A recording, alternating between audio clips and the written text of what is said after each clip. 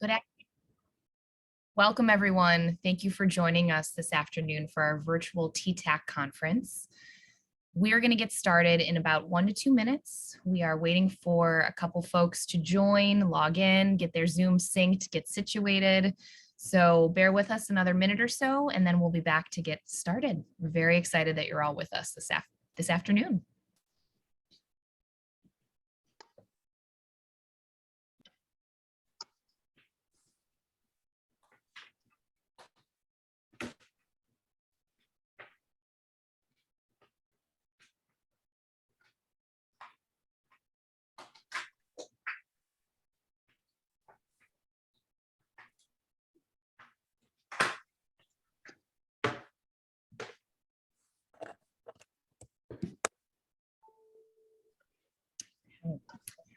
All right. Hello and welcome, everyone. I'm going to get started. We are assuming a couple more folks are going to jump on the line with us for this conference this afternoon, but I think we have a lot of wonderful information. We have a wonderful keynote, a wonderful group of panelists, and I don't want to delay our time in getting started. So we'll kick things right off. Hello and welcome to TTAC's virtual conference, Deconstructing Systemic Racism Within Our Infant and Early Childhood Mental Health and Early Childhood Systems. My name is Meg Beyer. I am the Director of Healthcare Innovation at the NYU McSilver Institute for Poverty Policy and Research, and I'm one of the TTAC partners. I'm so happy to be joined by our incredible keynote speaker, our exceptional group of panelists, our wonderful TTAC team, and all of you today. A few logistics about today's conference before our keynote and our panelists begin. So this event is being recorded and the recording will be posted to the TTAC website. So if you are interested in reviewing the keynote address, we are going to be recording that. So you'll be able to view that afterwards. We are also going to be recording our panel discussion. So you'll be able to revisit that after the event today as well. We are going to be taking questions throughout the entirety of the conference, and we would ask that you submit your questions using the chat box that should be located on the right-hand side of your screen, depending on how your Zoom is set up. And we ask that you select the all hosts on the dropdown, just so that all of our hosts, who are our panelists, our keynote speaker, we can see the questions as they come in.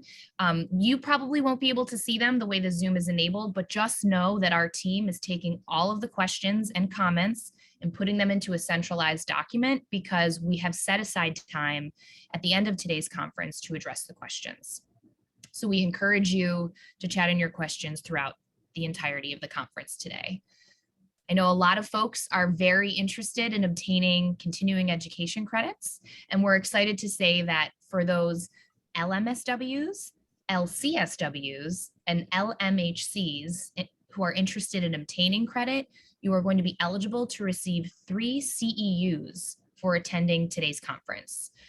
If you're joined by phone, we want to make sure that you also log into Zoom via the computer in order to obtain credit for the CEUs. It has to do with how our registration system recognizes your attendance.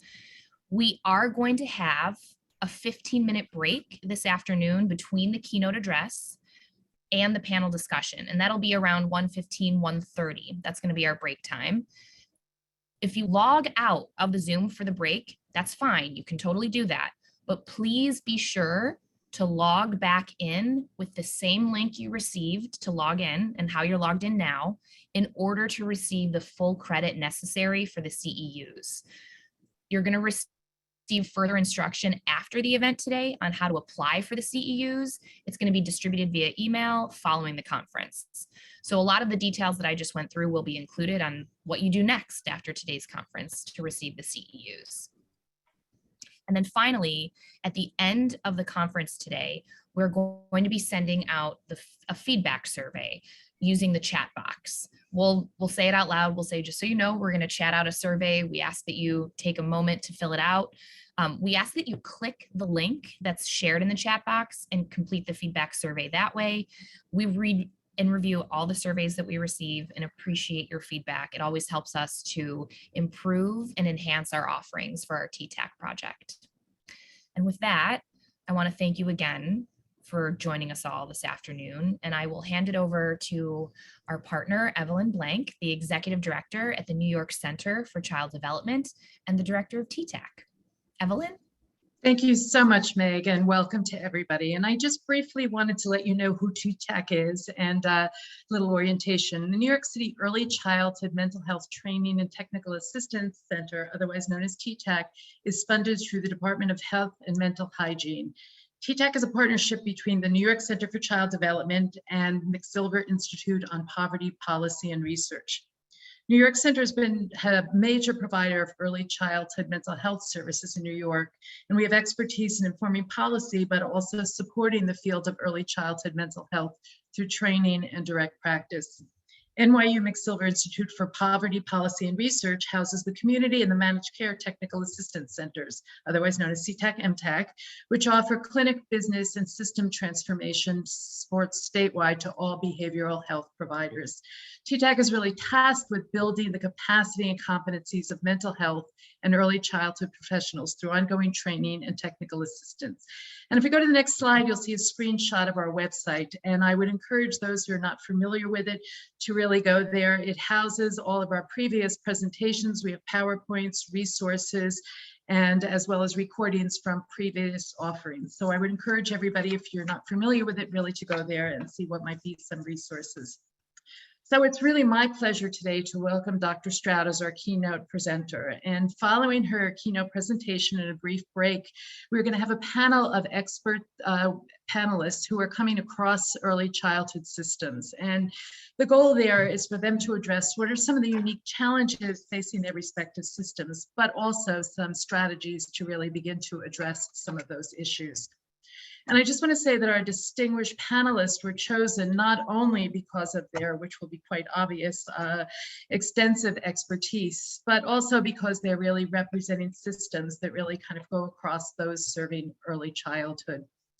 And so I think the main question that we're really posing today is, how might our current service delivery systems be hampering successful outcomes for families of color or other marginalized groups within the early childhood community? And I also just want to take a moment to say that we know that issues of systemic racism run deep, and for each of us that they are really influenced by our own personal experiences and history. And that what our hope is today is to provide the opportunity and the platform for people really to explore and reflect how collectively we might be able to address some of these issues around systemic racism in our work with families and children.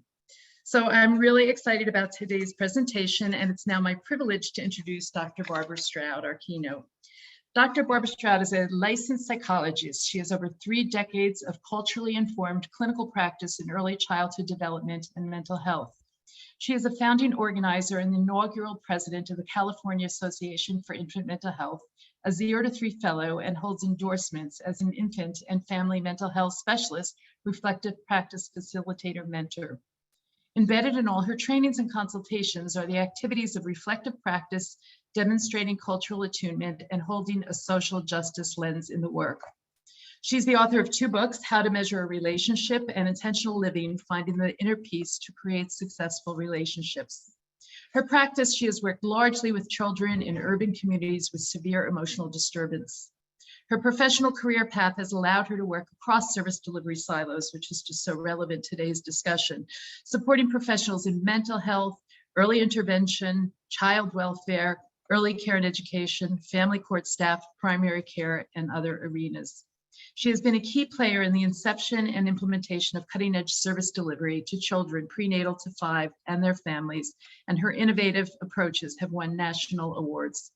Currently, Dr. Stroud's primary focus is professional training and private consultation from an anti-racist lens with a focus on social justice in the field of infant mental health. Dr. Stroud remains steadfast in her mission to changing the world one relationship at a time. So thank you, Dr. Stroud, and turn it over to you. Thank you.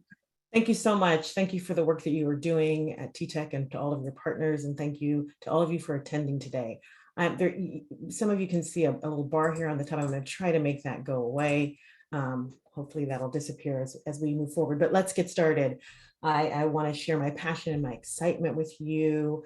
My intention today, my hope, is to invite curiosity as we push into this subject, understanding that, as Evelyn alluded to, taking time to reflect and really think about these extremely entrenched issues that we inherited. You know, we inherited this systemic racist structure. And I hope that the reflection continues past our time together. So I want to invite curiosity, but also I hope I don't want to particularly ignite your activated stress response, however that may occur. So when you feel uncomfortable from some of the content that comes up, please remember that this is not a discussion about blaming. This is a no blame zone. This is a no shame zone. This is an opportunity to collectively learn and to take collective responsibility for improvement, right? How are we collectively going to move forward to make a change? So rather than in our search for equity and justice, we're not here to blame anyone, and we're not here to tell other people that it's their fault. We have all inherited a vastly inequitable and unjust social structure. It's been in place for over 400 years, right? And it runs very deep through all of our systems: education, Part C, mental health, child welfare, the criminal justice system, and more. And we have some wonderful experts from those systems to share their experience, and in addition to what they're doing to combat systemic racism and to bring greater equity to their systems. So as we move through our time today, I invite you to notice your stress response. And to take a pause when you need to for a nice deep breath, which can be very helpful, and remember that you can have power over your stress response. We know the tools. It takes time, it takes practice, and to use that power in real time. Feelings will get activated. Feelings are great information. We need to pay attention to what our body is telling us, and I invite you to take care of yourself. My goal today is to offer you the power to identify inequity and systemic racism, as well as take action in your sphere. And sometimes in this walk, for me, it can feel so very large. It can feel so very big, and as if I can't even address it. Like, what can little old me do? Well, you're going to hear me say this: changing the world one relationship at a time. You can make a difference in one person's world, and that difference can live with them and motivate them and sustain them to make a difference for someone else.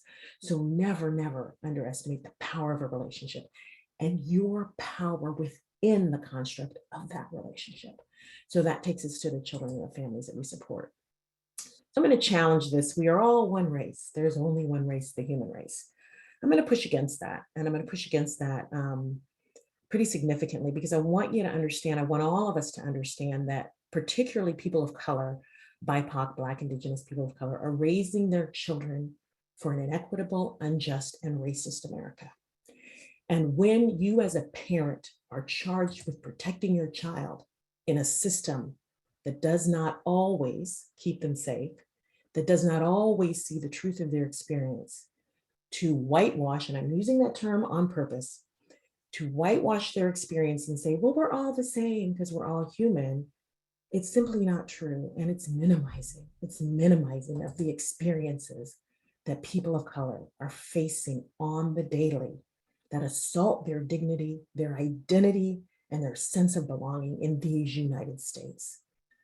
So the diversity of America would not exist. The depth and wealth of America would not exist without the entire field of immigrants, non-immigrants, meaning descendants of enslaved Africans, and the indigenous peoples of this country. So please, I love that in your heart, you would like to not treat people. I love the idea of treating people by the content of their character versus the color of their skin. Yes, hold that in your heart and move to do that. But let's stop saying that race doesn't matter, because it does. So to kind of understand how we got here, we got to do a little history. So I'm going to take you through a little history lesson. Bear with me here. We have to understand how this whole Black, white, people of color separation began. And we need to go all the way back to 1676 to get before America was America, before we had left Revolutionary War and moved under control of the United Kingdom. So at this time in the United States, we have Christians and Englishmen. The colonists would not have called themselves colonists. They would have referred to themselves as Christian and Englishmen. And we had European indentured servants. So folks who came to the US, they paid their passage by doing service. And then we had descendants, we had African slaves, stolen people from Africa who were enslaved.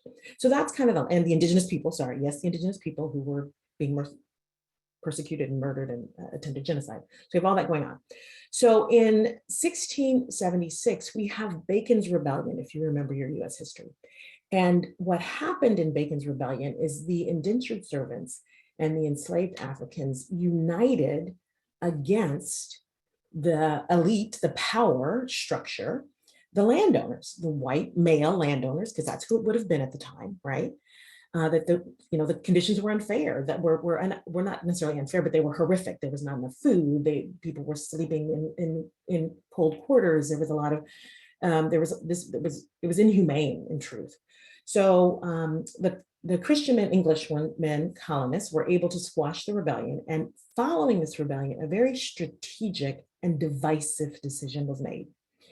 It was determined that those who were white, which is obvious because you can see it by the color of the pigment, would get just a little bit more privilege than those who were Black or enslaved Africans. And this created a Black-white divide. And so indentured servants would have the power to potentially earn or buy their way out of out of slavery and into freedom. Their children would be born free. However, enslaved Africans would never see freedom. You would be a slave until you died, and your children would be born into servitude. So here's the beginning of the color divide. Here's the beginning of racism, because you can't have racism until you have race. So we now have white, folks who look white, holding the value and the eternal belief that, oh, I can be like those Englishmen, Landover, wealthy elite. And I will always be better than those people who have brown skin. And that way of thinking has run through all of our systems. And I speak about systemic racism and the fallout of that, because racism has been in many ways the template for homophobia and sexism and many isms. So that this great divide and this marginalization of people because of the divide has played out in a lot of different areas.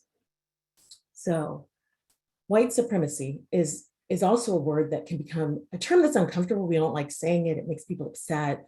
I'm not a racist, and on and on. And I do want to challenge that idea just from my perspective. I don't think it feels good to be called a racist. I'm not going to call anybody a racist. I am going to tell you we've all inherited a racist system. Okay. So, and I have to be a part of deconstructing that. So all of us have inherited a system that is racist. And you can decide if you want to call people words that might be upsetting. I'm choosing not to do that. I'm just going to tell you that I believe we're all impacted by this system, and we all need to do our best to deconstruct it. So here's an image that might evoke a deep breath for you. And feel free to take a deep breath at any moment. And here is again how the superiority of whiteness is evident in a subtle or not so subtle way in an advertisement. Because clearly the child being painted white is so very happy to be painted white, because that's going to be so much better than who they are, right? And these messages we still see, sadly. So the idea of white supremacy is historically based in institutions perpetuating systems of exploitation and oppression of continents, nations, and people of color by white nations. So this is the ongoing persecution, right? And this is designed to maintain wealth and power and privilege. The intention of white supremacy is to ensure that the power and the privilege is maintained in the hands of white people, and it's not maintained in the hands of those who are indigenous or of color. Another interpretation of white supremacy is this belief that the white race is somehow inherently superior. And there's been false data to support that, and there's been more data to refute that. So we're going to talk about who owns the science and who decides what's published a little bit later. And the social, economic, and political system that collectively enables white people to maintain power over people of other races. So it's a very, very entrenched system. And when you start to see how the power of whiteness or the preference of whiteness runs over so many things, it's hard not to see it. It's kind of like the veil has been lifted, and you can see this over and over again. And I'll continue to talk about evidence of white supremacy in our discussion today. Now, again, this is not stated to blame anyone. You didn't choose the skin you were born in, folks, but it is to reveal, to open our eyes to how these ideas, these philosophies run through our systems and what we can do to create awareness, and most importantly, to create equity, which means we have to deconstruct these systems that are broken. Privilege. So the power of privilege. And there's lots of forms of privilege. There's, yes, we talk about white privilege, but there's also gender privilege. There's also, or heterosexual privilege. There's also the privilege of having economic privilege, SES. So there's a lot of privilege. So when we think about privilege, or I want to talk about privilege, that privilege opens doors. There are things you can do when you have money, or when you have, when you're of the Christian faith. Not saying that any other faith is not valued, but it creates opportunities for you. Privilege allows you to be your authentic self in all environments. There are moments when, and I talk about faith communities only in that we know there's anti-Semitism, there's Islamophobia. We know that it's challenging to be non-Christian in the United States of America and in other places. We know that we speak to religious freedom, and yet there's religious persecution in this nation. We know that, right? So what is it like if celebrating your holiday puts you at risk? Oh my goodness, what is that like? So see here, the point is that your privilege allows you to not worry about that. Yeah, I don't have to worry about celebrating my holiday. No one's going to potentially harm me or my faith community, right? But there are folks who are concerned regularly about, do they have the privilege of going to their synagogue, temple, house of worship safely? And again, privilege provides you universal safety. Privilege also is the opportunity to remain ignorant of the inequities that don't impact you. So unless I take the time to push into the struggles of parents who are raising children with disabling conditions, or folks of the disabled community, I can let my ableism just run rampant and not have to worry about it. So privilege allows me to be ignorant, unless I make a choice not to be, right? And privilege is never needing to assimilate, because I represent the system of power. So I don't have to be different. I don't have to present a false self. I don't have to pretend I'm somebody I'm not to be included, or to be hired, or to be accepted, right? Now, privilege does not mean you never suffer. I'm not saying that you don't suffer. Bad things happen to everybody. And I will say here and now that your pain is the worst pain you've ever felt.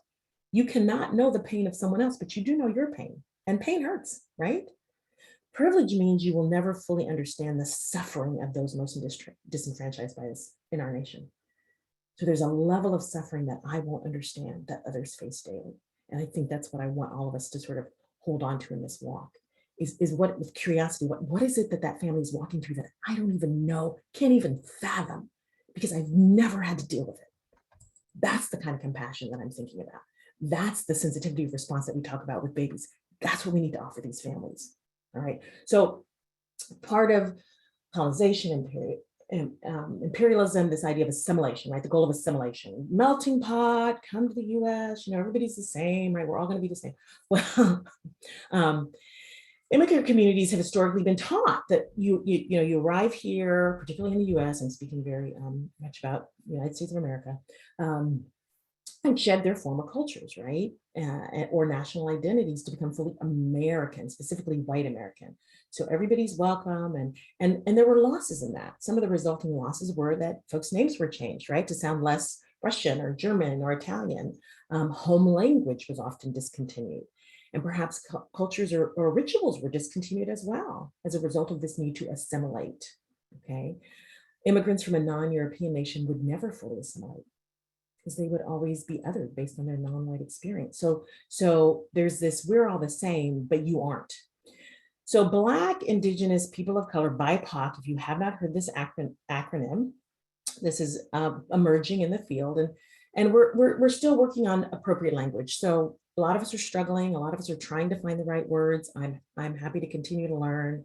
We're all learning together, and I think again, patience and compassion if we're walking in spaces of wanting to learn. So for the BIPOC community, what have been some of the risks of failure to assimilate? Because again, they will always be othered by their appearance, right?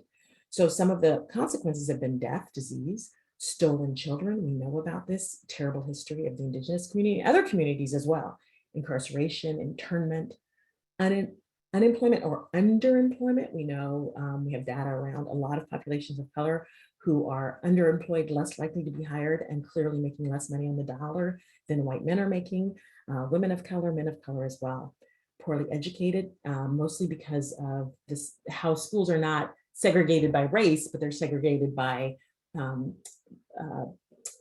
home values and how much money goes into the coffers for the schooling. Unsafe housing, misdiagnosed, mistreated by our own mental health and healthcare system, and more and more. So I do want to push into BIPOC just for a moment, and remembering that our indigenous community has a very, very different walk than our descendants of enslaved Africans, than our people of color who immigrated from another nation. So our indigenous community, original landowners of this continent, and horrifically treated. The story of attempted genocide, the story of boarding schools and robbing children and of their heritage, and on and on. So a difficult and painful story. Other than the indigenous population and descendants of enslaved Africans, the immigrant population, whether you are from a European nation or you're from an Asian nation or South America, we're going to talk about the use of the term America in a moment, you chose to come here. You made a decision to come to the United States, often to seek freedom, opportunity, and to avoid persecution or torture. The descendants of enslaved Africans are the only folks on the United States, on this continent today, who call ourselves citizens, that were purposely brought to this continent to deny freedom, to enact torture and persecution. And I think that's an important legacy that we need to not forget, right? That was the reason to bring enslaved Africans who were property, was to use them as forced labor. And that's the only reason that group is here, is brought here. All right, okay. So now I'm going to challenge the term America for just a moment, because the United States of America has hijacked the term America. America is a continent, it's not a country. The United States of America is a country, and it is a phenomenal concept in terms of putting together a group of states, because right, nation states, I mean, you know, your US history, all that. So that was quite a phenomenal concept and very innovative at the time. But we are the United States of America. America is a continent that runs from the North Pole, almost North Pole, all the way to the south, of multiple people of diverse groups. When you talk about the Americas, we're talking about continents, not a country. That's white supremacy in action. Okay, who holds the power in this relationship, in this moment, based on privilege, based on, you know, what our society teaches us, where privilege is held in greater power. So in your relationship with consumers, right? So cisgender males hold power. They get to be the top of the food chain, followed by cisgender females, followed by transgender community, our non-binary community, our gender non-conforming community. White over BIPOC. White is going to hold greater power. Power, with privilege comes power. Straight over queer. Able-bodied over disabled. Now, we can all use our power for good, or we can use our power for harm. So it's not that you are without power. It's in what sphere do you have power? Because I would submit that all of us have some degree of power. And how are you going to use that power for good? How are you going to use that power potentially to speak for those who must be silent because it isn't safe for them to speak out, right? So as someone who identifies as a cisgender female, I will speak out for my trans community. I will speak out for my non-binary community. I will speak out for the queer community, because it's not a threat for me to speak out. And I will stand with them as others attack. And I would ask the same for me, for my white allies. That's what we can do. That's how we can use power. That's how we can make a difference. That's how we change the world. We combat this false narrative that assimilation to the normative standard makes one of greater value to society. So there's the part of assimilation is the idea that now you have arrived or achieved. At what cost? We kind of talked about that already. And then creating time in every interaction with families to ask, to affirm, to seek to understand the family's cultural identity. Because in this melting pot idea, in this whitewashing that we're all one race and we're all the same, we neglect to identify the complexity and the value of my cultural identity. Because my cultural identity matters, and my cultural identity might be highly related to a faith identity. It's related to a dual language, that I have home language and I speak English as well. It might be related to a faith. So there are many pieces of that cultural identity. I'm not just one thing, I'm a lot of things. And how do we create in our moments with families time to ask, to honor, to celebrate all of the pieces of all of the people that we have come to honor. All right, so normative standards. Because I'm trained as a psychologist, and trained as a PhD, meaning research practitioner, and then CITES are practitioners that often, in terms of training practitioners, that often use research in their work. And the only reason I say that is, I was trained with sort of a research edge and science and and it's not biased, and it's pure, it's very biased. and here are some of the things I want us to think about when we think about our standards and our science and what's normative and how we came to these ideas. So first of all, who defines what's normative or typical? Who makes those decisions? Well, dominant culture makes those decisions. Dominant culture / white supremacy / Eurocentric, right? So that's who decides what's normative or typical. What populations are present or not present in our research samples? So we are often using information, and I can only speak from my field. I know we have others on the panel later today that have a breadth of diversity in terms of their field of training. We will make decisions, psychological treatment decisions or diagnostic decisions based on research that may have a sample size of 30, and everyone was a Caucasian male between 30 and 40. And we will make decisions and apply those treatment decisions to a wide population now that's not every research protocol, but I'm asking us to be good consumers. And what are we extrapolating based on a narrow sample? Okay. And then who actually is doing the research? And how does this influence their perspective? Because often researchers enter with a hypothesis, a question, right? And is that question in some way designed to perpetuate a standard of white supremacy or not? Right? And I'm not saying it has to be, I'm saying, are we asking these questions? Who are the gatekeepers of which scientific content will be published? Because folks review, for people who are aware of peer reviewed journals, this kind of stuff, people review, there are gatekeepers to decide what's going to go in the literature. Right? So what doesn't make it in the literature? And why doesn't it make it in the literature? And who are the populations that we continue to not see in the literature? Surviving a racist and inequitable system can take many forms.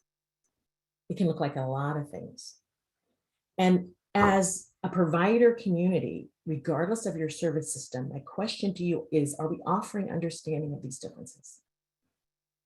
Or do we pathologize that which we don't understand? I'm not claiming to have the answer.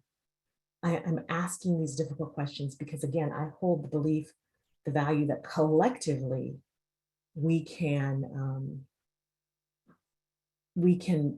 answer these difficult questions, and we can ultimately create better systems. That's my hope, that we'll create better systems for our children. So our current science stands on white norms, and those outside of those normative standards have been historically pathologized by our systems. Okay, so there have been a lot of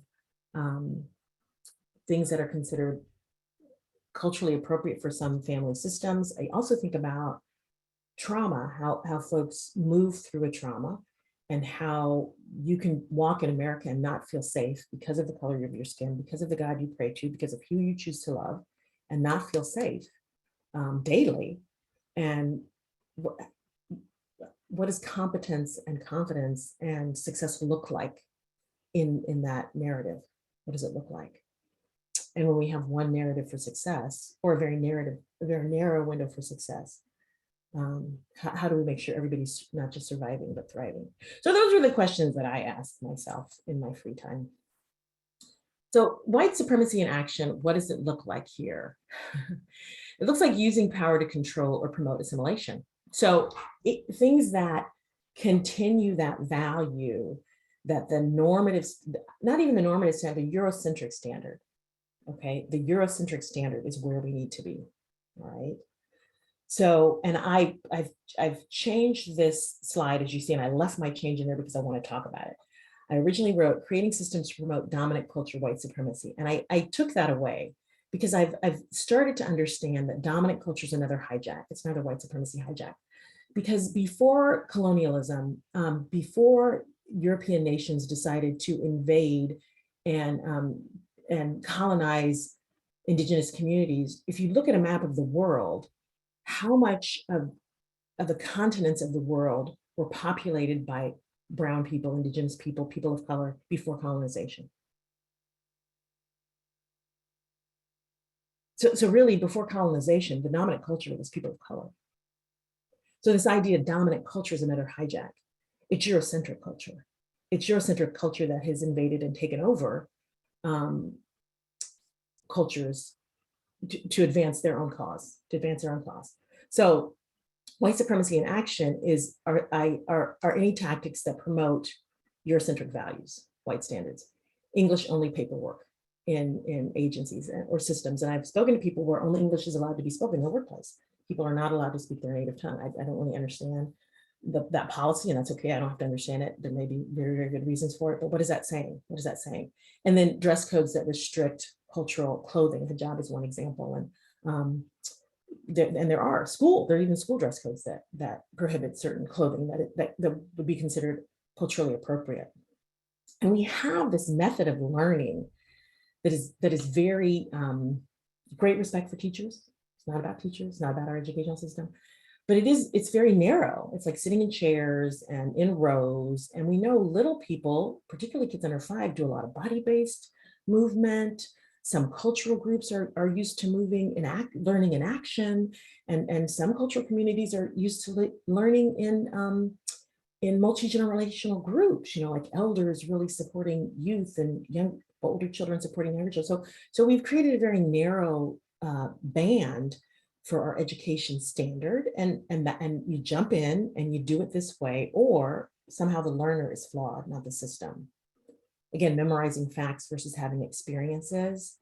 And that is memorizing facts is one way of learning. However, there are also other ways of learning. I know we have differential instruction. I mean, I know the educational field is phenomenal and doing a lot of different things. I'm just giving you some examples of where we see this Eurocentric value slapped on everything as if that is the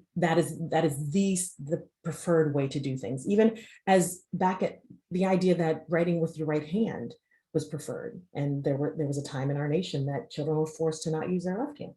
So that again, that's forcing an agenda on someone, right? Using the power of the written word and dismissing oral traditions from many, many cultures. There is a rich cultural knowledge and oral tradition. And in many ways, we don't create space for that, right?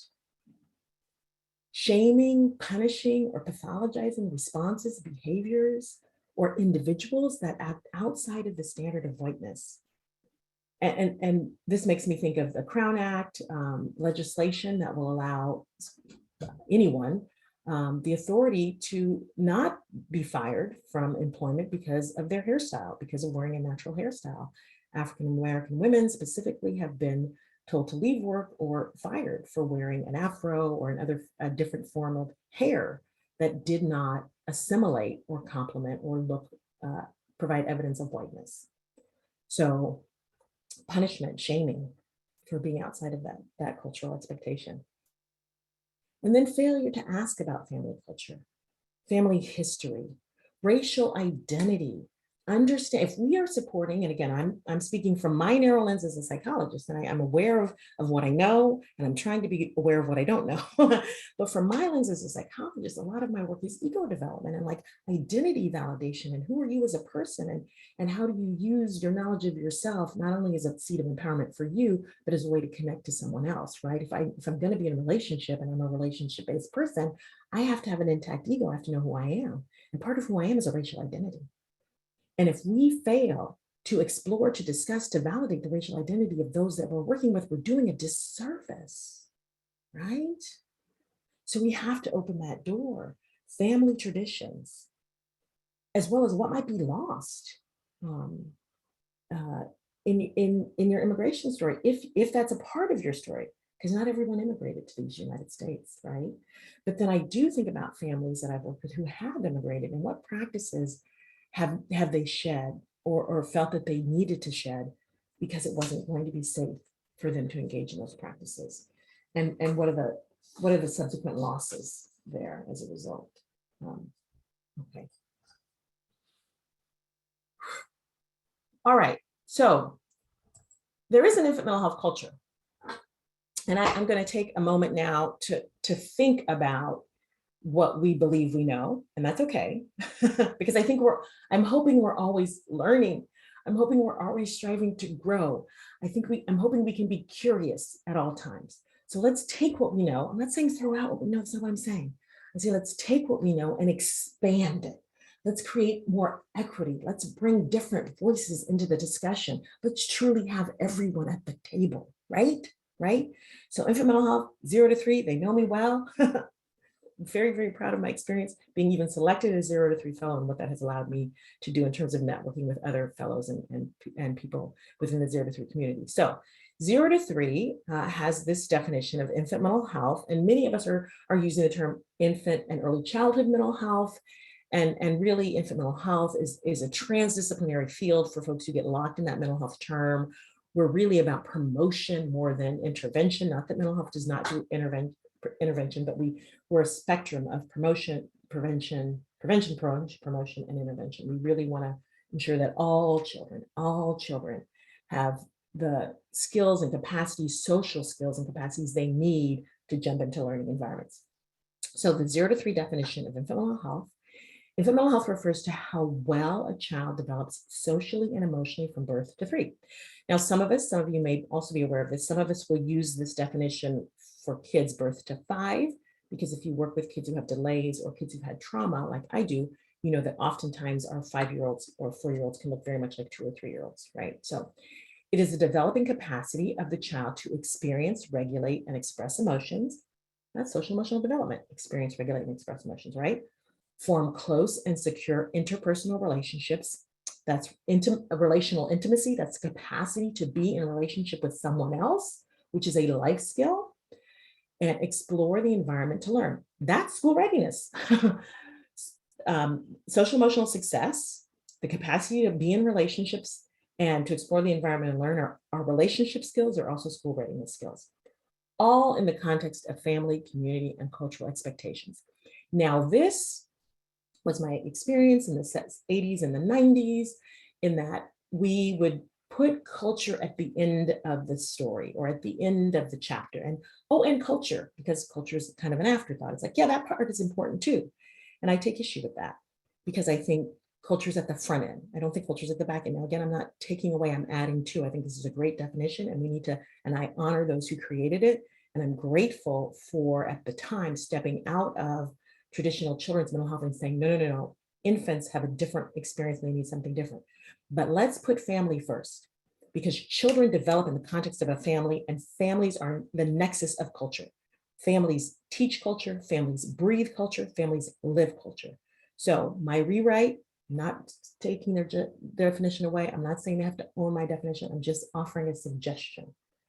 Family culture is present in all caregiving interactions, because culture is in the doing. And the way we nurture our children is culturally informed. It's culturally informed. It is within culturally informed relationships that all development unfolds. Children learn to experience, regulate, and express emotion as defined by their cultural communities. Children form protective relationships with caregivers that can ensure their safety within inequitable and racist environments. Children bring their cultural selves to environments using exploration, yet some are encouraged while others are punished.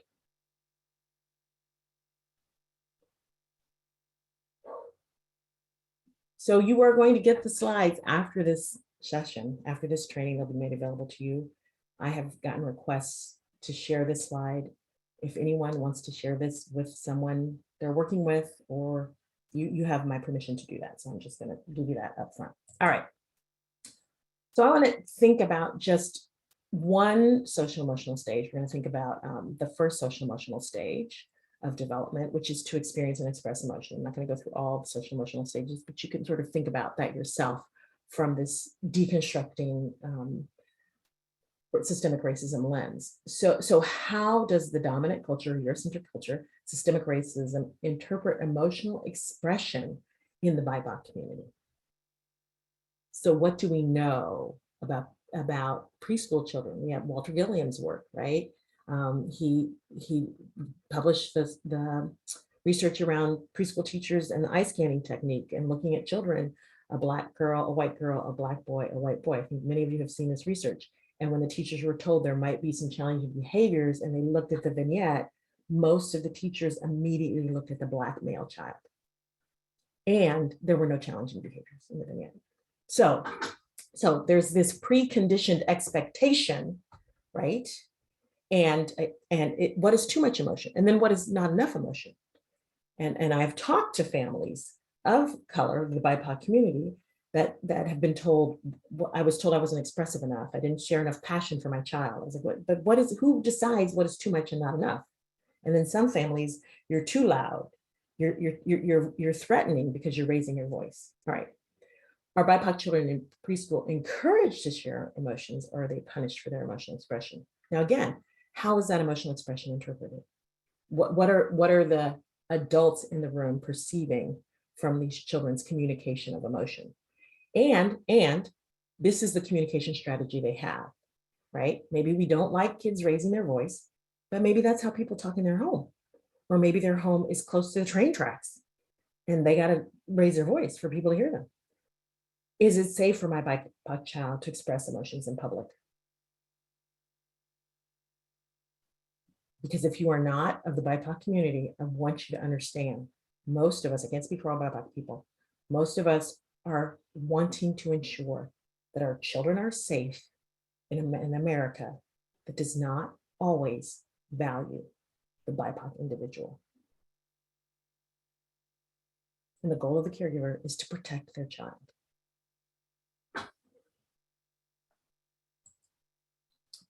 So I want to extend our lens a little bit more as we think about our infant mental health systems and the models that we believe and the things that we stand on from a wider lens, that's all. Attachment, and think about our attachment model, and then think about the attachment of BIPOC people to the United States of America, all right? So if we consider an attachment model, and I'm not going to go into all the attachment styles, but I just want to wonder together, to be curious. I invite you to be curious, right? How might BIPOC individuals come to form a nurturing relationship or connection to the United States of America? This is my mother country. I identify as a descendant of enslaved Africans. My family has done a family tree. We know which plantation my great-great-grandparents were on. So all I know is the United States of America. That's all I know, right? And so what's my relationship? And I can't speak for everybody. I only speak for myself. And what's your relationship? So we know that a nurturing caregiver is called to protect, right? We know that the first role of the caregiver is to protect their child. Does this BIPOC family that you're working with or individual believe that they are protected by the larger governmental systems, including perhaps your programming agency? Does the system of this community protect me? Am I safe in your care? That's question number one. At the individual level, I mean, we could talk about large system questions. in the presence of a client, in your relationship, I'm suggesting that are we creating the experience of protection and safety for all of our clients? And let's notice that our BIPOC community may not always feel safe in the larger culture, right? A nurturing caregiver is sensitive to my needs. Love sensitivity to response. Right? We talk about that. Following the child's needs, being sensitive to the response, co-regulating when needed. Yes, the dance of mental health. I love it. I believe it. Does this BIPOC community experience sensitivity of response from larger systems like education, healthcare, child welfare, and more? Are our systems, and that's a big question, and that's a difficult ask. However, if we want to promote health, we know this promotes health, noticing and naming the needs of the others, and our systems providing that. Okay. A nurturing caregiver offers unconditional love and empathetic understanding. So you are always loved by me. That doesn't mean you're perfect. That doesn't mean I'm perfect. It means we move through mistakes together, right? And then are we as a provider community bringing these elements to our relationships with the BIPOC community? I hope these are questions that you'll push into, and remembering that all of us are a work in progress.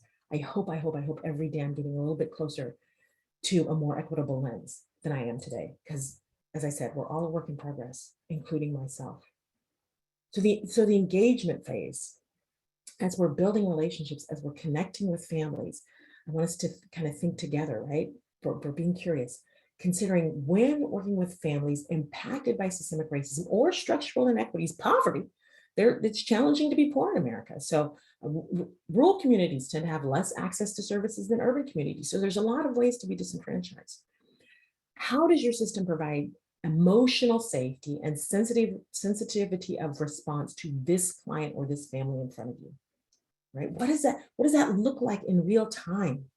That's what I'm asking. This value that we hold so near and dear with children, of honoring their experience, holding their emotions with reverence and respect. What does that look like? How do you operationally define that for your time with families?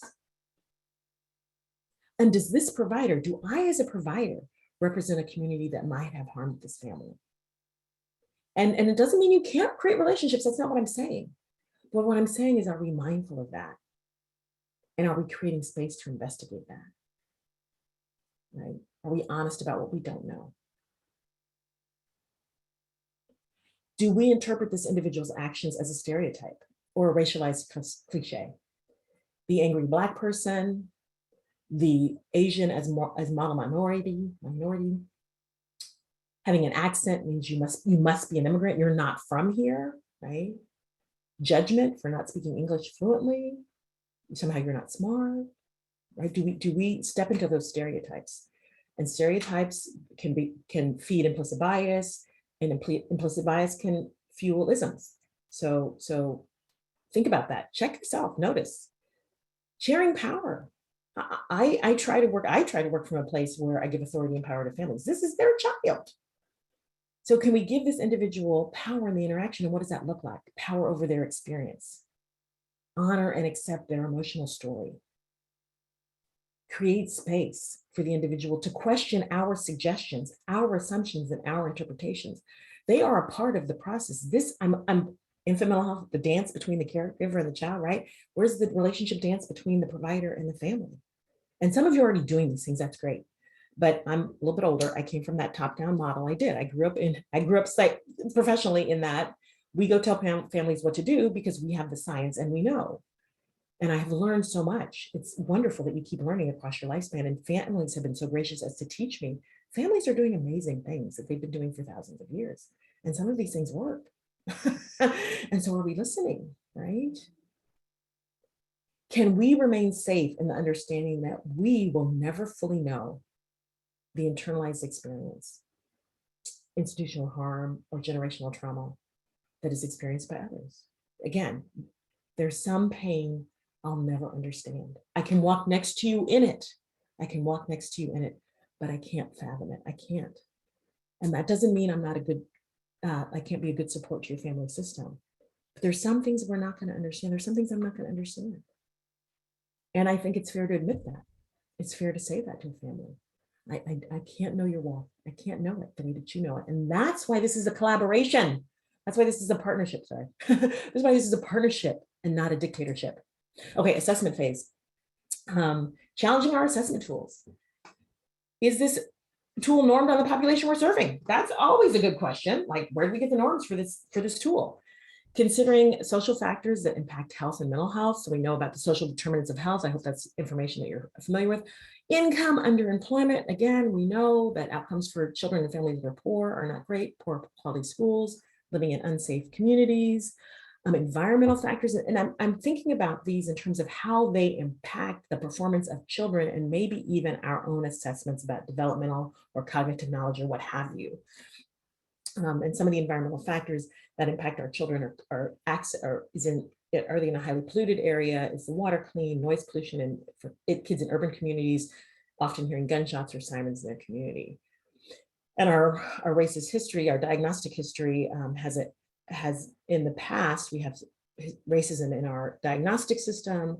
We have history of the eugenics movement in this country. Again, false data around creating evidence that white people were superior, and we have forced sterilization of communities of color. So there's been a lot of marginalizing of this community, of communities of color. So I want to talk about the task of colonialism. What's the job of colonialism? And the job is to enter a land currently inhabited by an indigenous community. So we're walking into your land to take possession of the local resources and establish power over the indigenous community. So we're walking into your land uninvited. We're going to take your wealth and we're going to rule power over you. Dismantle the indigenous community's culture, history, and values. Teach Eurocentric values and practices as superior to indigenous ways of being and relating. So we know better, you need to do things the way we do things. And then affirming integration of Eurocentric values by the indigenous community as success to the newly established social structure. So those who can get on board with this new way of being, this new set of values, this more, I don't know, civilized, I'm sorry, I said that, enlightened way of being, you guys get a gold star and the rest of you are in trouble. So take a deep breath. This is a thought challenge. This is something worth thinking about. Home visiting as a parallel to colonialism. Are we asking families to parent in accordance with white supremacy normative standards? Are we coming in saying, we know better than you? Are we coming in dismantling current ways of being? Or are we coming in with a sense of respect and honor and willing to understand new ways of being? Now, there's a lot of great stuff being done in home visiting. I'm asking you the question to sit with this thought, process it after this training, look at your own programs and make sure we're honoring Native ways of being, indigenous ways of being, and indigenous to that family system is what I'm saying. That's what I'm saying. So how are we starting, or are we starting with embracing the family's cultural background as a strength? Let's start with where you are. Let's honor where you are today. Let's learn more about where you are today. And let's find this, let's name, we don't define them, let's just name the strengths that exist in that system. And are we adapting our curricular strategy to create alignment with that family's cultural agenda? And finally, do parents have or families have the power to request center-based services and not allow us into their home? Because as much as there are great outcomes for home visiting, I'm not upset with that. I love home visiting in a lot of ways. And perhaps I have a family member struggling with addiction in the back bedroom and they're going through the DTs and I don't want people here for that. Or my mother who's 95 has Alzheimer's and she wanders through that. You know, there might be private reasons why I don't want people in my house. And do I even have authority over my own home? That's my question. That's my question. We can sit with that. All right, time. How to decolonize our systems? Well, we have to admit that our systems are infected with implicit bias, assumptions of white supremacy, and then produce more equitable outcomes. So do my interventions ask the question, do my interventions seek to force assimilation or celebrate the unique cultural agenda of the family that I'm working with? So what is this intervention bringing to the family? Is this another colonizer model or not? How might my assessment or diagnostic system be limited or demonstrate bias? Demonstrate bias by race or culture, SES, language, sexual orientation, disabling condition, gender status, and more. Do a deep dive into your own tools, into your own intake forms, right? Right? About where there might be bias. Is the current child or family's challenge a product of an equitable system or inherent to the individual? And the next question is, well, how are you gonna know the difference? What do we do to determine that? And I don't have the answer for that. Right? Okay, because historically what has happened is those acting outside of whatever the dominant culture norm is are somehow pathologized, right? Okay, so promoting power within family systems. Can we pause to celebrate the unique gifts and diverse talents of each family that we experience? That is my hope. And I know some of you are already doing this, not to tell you to do that, but taking the time to celebrate what they bring to us and to their children. Begin asking families about their experience of inequity, being unseen or misseen by our system. So this is the uncomfortable conversation that I'm inviting us all to have. We have come into people's homes and we define the context of our relationship with families. We're here to promote development. We're here to teach co-regulation and dyadic support. We're here to protect, make sure safety of the child, such that either reunification from the child welfare system can happen or voluntary participation, such that your children are not detained. So we have an agenda with families, right? So we set the stage. And because we have the power, we set the stage, we need to say inequity matters. We need to be the voice that says microaggressions and isms are real. We need the voice that says, can you tell me your story about inequities? Can you tell me where you felt marginalized by a system? Can you tell me if anyone from our system has made you feel unsafe in your own cultural way of being or your own identity? See, we got to ask this question.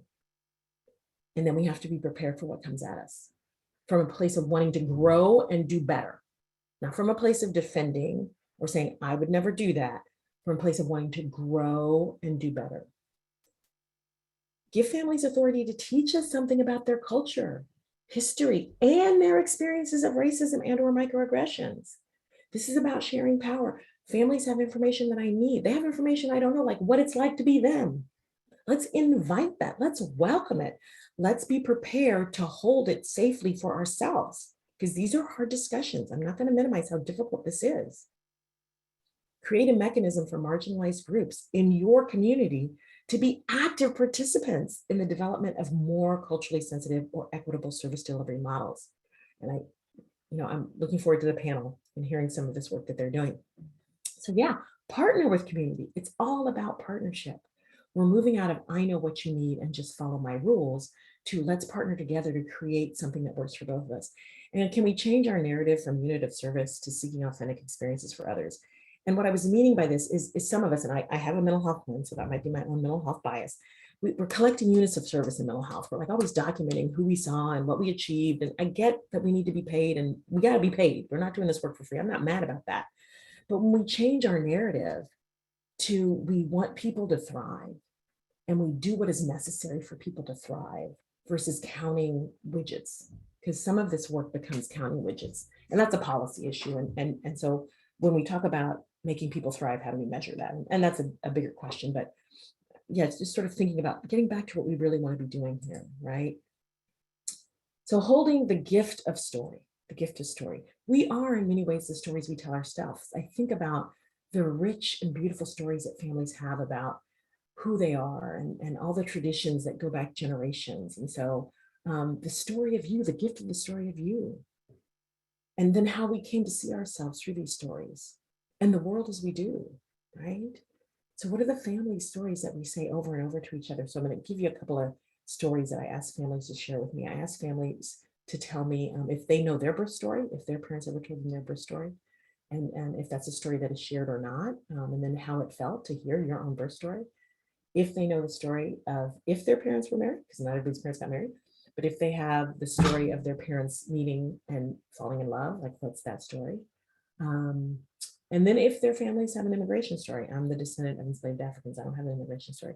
So, but if they have an immigration story, are they willing to tell me that story? And those are just some things that I ask families that I find are emotionally rich. And sometimes these are stories that are full of pride and often pain. And it gives me a connection to the family. Just run with it if you like. If you don't, that's my deal. We all seek to be unconditionally accepted in our truth, right? We all want belonging, Maslow's hierarchy of needs. We all deserve to be accepted unconditionally, Carl Rogers as well, right? So the infant desires to be seen in truth, responded with understanding and compassion, and to be loved for who they are, not what they do. And we all ultimately want that. So when we translate this to marginalized communities or communities that are receiving a lot of inequity or systemic racism or inequity, do we see the truth of their experience as well as our role in the injustice? Can we see the truth of their experience? Do we offer understanding or judgment, compassion or shame? Oh, somehow it's your fault. If you had just done this, they didn't mean it. Do we require the internalization of white normative standards in order to achieve social acceptance? So are our interventions grooming people to assimilate? I don't know. That's a question you have to answer. And can we allow families to thrive? Can we help families thrive in their authentic cultural self? Their authentic cultural self. Well, that's a good question. The power of your cultural diamond. So, what do I mean by cultural diamond? I'm going to explain that to you right now. We're all culturally unique, and yet we're also all culturally complex, because here's the thing. You are a multicultural unit, right? You share membership in multiple cultures. I'm part of a race culture and a gender culture and a moment in time culture that's called age. I'm part of a regional culture. I happen to be over here in California, other side of the country. So it's still morning for me where it's afternoon for you. So I'm saying that we're all multicultural. That's me, that's you. Yet our cultural identity is we express our cultural identity in a distinct manner that sets us apart. So while I'm part of a culture of people who identify as female, the way I express my identity as a female is unique to me. And yet I maintain connection to this group. So we're familiar and unique at the same time, right? So you can put a label on me, but I'm so much more than that. And that's the challenge with the complexity of a diamond culture, is that each diamond, like each person, is unique and multifaceted. So culture is interactive and it's demonstrated in relationship.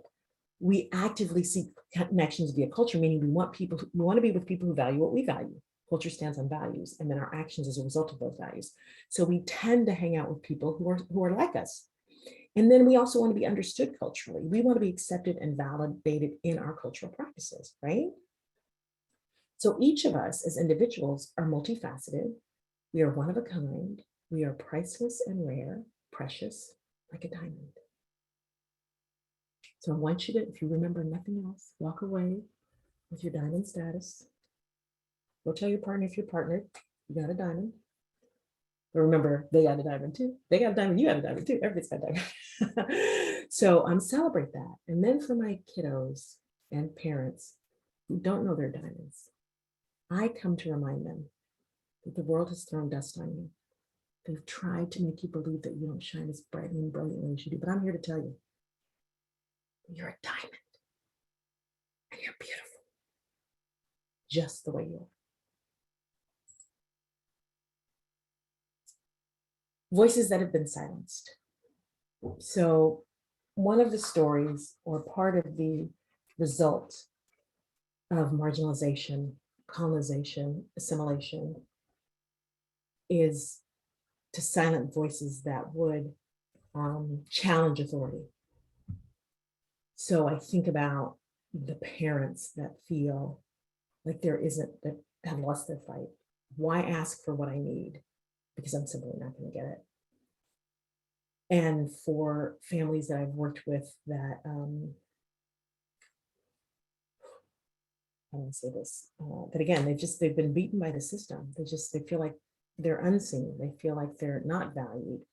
Again, they've lost their voice. So I invite us to use our ears more than we use our mouth. And these are for those parents who have been silenced. Listen to me and afford me power over my experience. Listen to why I have selected these caregiving strategies and how they are designed to keep my child safe in an unsafe America. Listen to my reality of being dismissed, devalued, and unseen by your systems, your standards, and your caregiving practices. Listen to my emotions without minimizing, attempting to fix me, or trying to pacify my intensity. I'm intense because I love my child.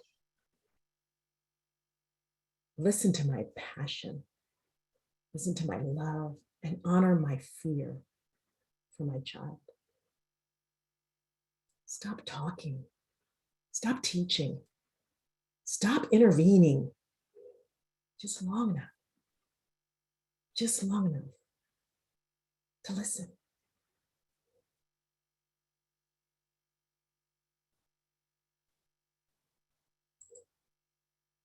I greatly appreciate you coming today and taking time to listen to me. We're going to create time for questions at this point. I invite you, drbarbaraStroud.com is my website. I invite you to any of my media channels to follow me. My YouTube channel has a lot of really wonderful free information that I invite you to also take a look at, should you desire, and share that with others. That's why it's there. And help me change the world one relationship at a time. So I'm going to stop sharing my screen. Oh, good. We're a little ahead of the time frame. And Evelyn, we can Yes. start going with questions. First of all, let me thank you for a very, very rich and provocative and thoughtful conversation. And I want to say that as I'm monitoring the chat box here, the main question that everybody's asking is, will the slides be available and how can we get them? And so I want to reinforce that for everybody who's participated, that they will be posted on the TTAC website, along with the recording of this presentation as well as the panel presentation. So I think people are really mulling over a lot, and I think a lot of this has been so thought-provoking. So there weren't a lot of questions, but there were a lot of kind of comments that really resonated with it. And let me just share some of them. You know, somebody said, we definitely stigmatize what we don't understand. And another comment is along the same lines as the false notion of white people representing the dominant culture. I cringe when I hear our communities referred to as minorities. Even people of color is a US-centric term. Many people across the globe have switched to saying people of the global majority. Thank you for that language. Yeah, thank you for that language. Yes. And then one of the questions is it wrong to expect assimilation into a majority culture? Well, okay, all right, this is what I want to say. I don't want to say wrong or right. I want to say both and. There's a certain level of assimilation that is required. And I use the example of you cannot come from Australia and drive on the left side of the street. You can't do that, right? You can't, you kind of say, in my culture, we do this.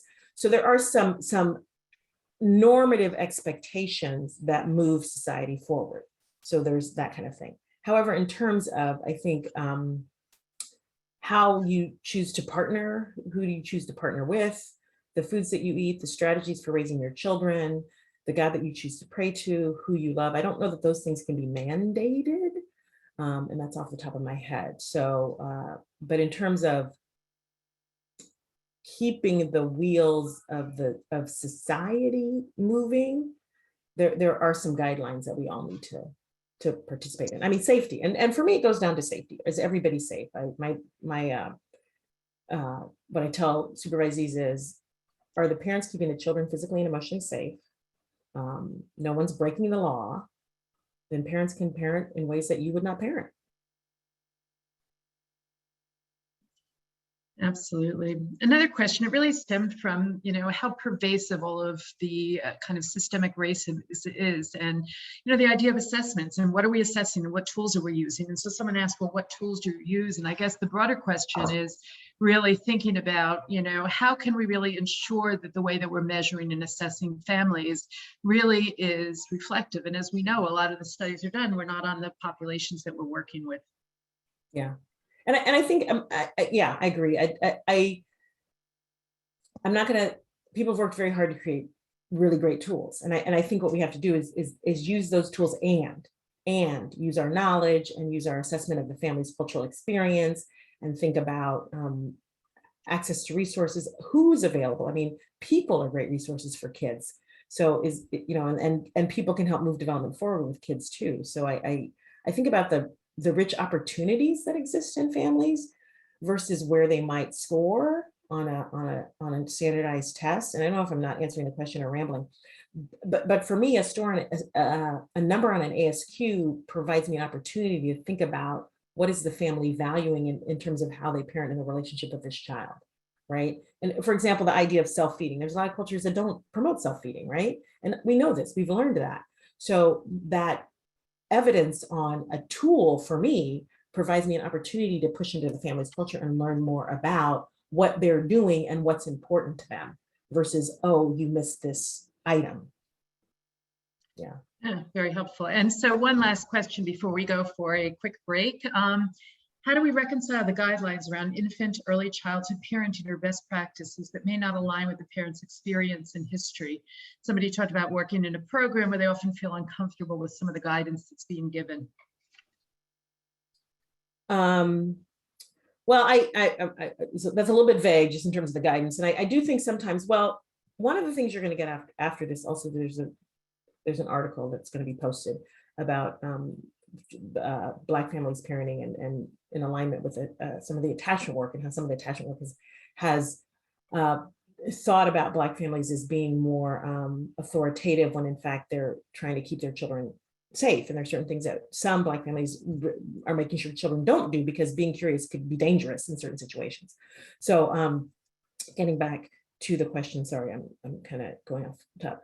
We might tell parents, oh, you need to do this, or, don't pick up your kid, they're crying, or whatever we might tell, do pick up your kid, they're crying, whatever we might tell that parent.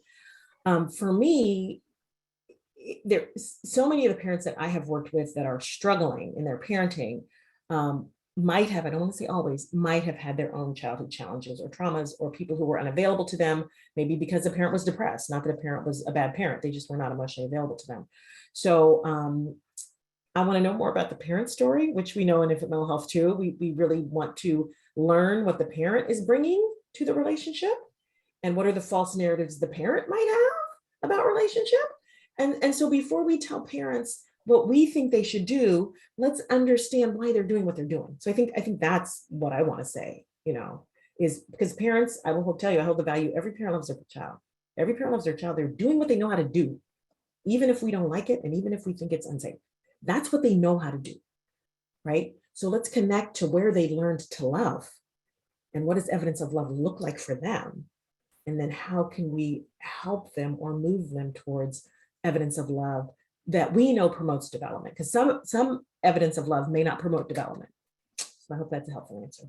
Very helpful. So we're going to break, and I just want to thank you. This was such a rich and such a thoughtful presentation, and it'll be really exciting as setting the stage for our panelists. So we will reconvene at 1:30. Everybody can stay logged in. Just mute yourself, turn off your camera, and we will start promptly at 1:30 and bring our panel on. So thank you so much. Thank you, everyone. See you there.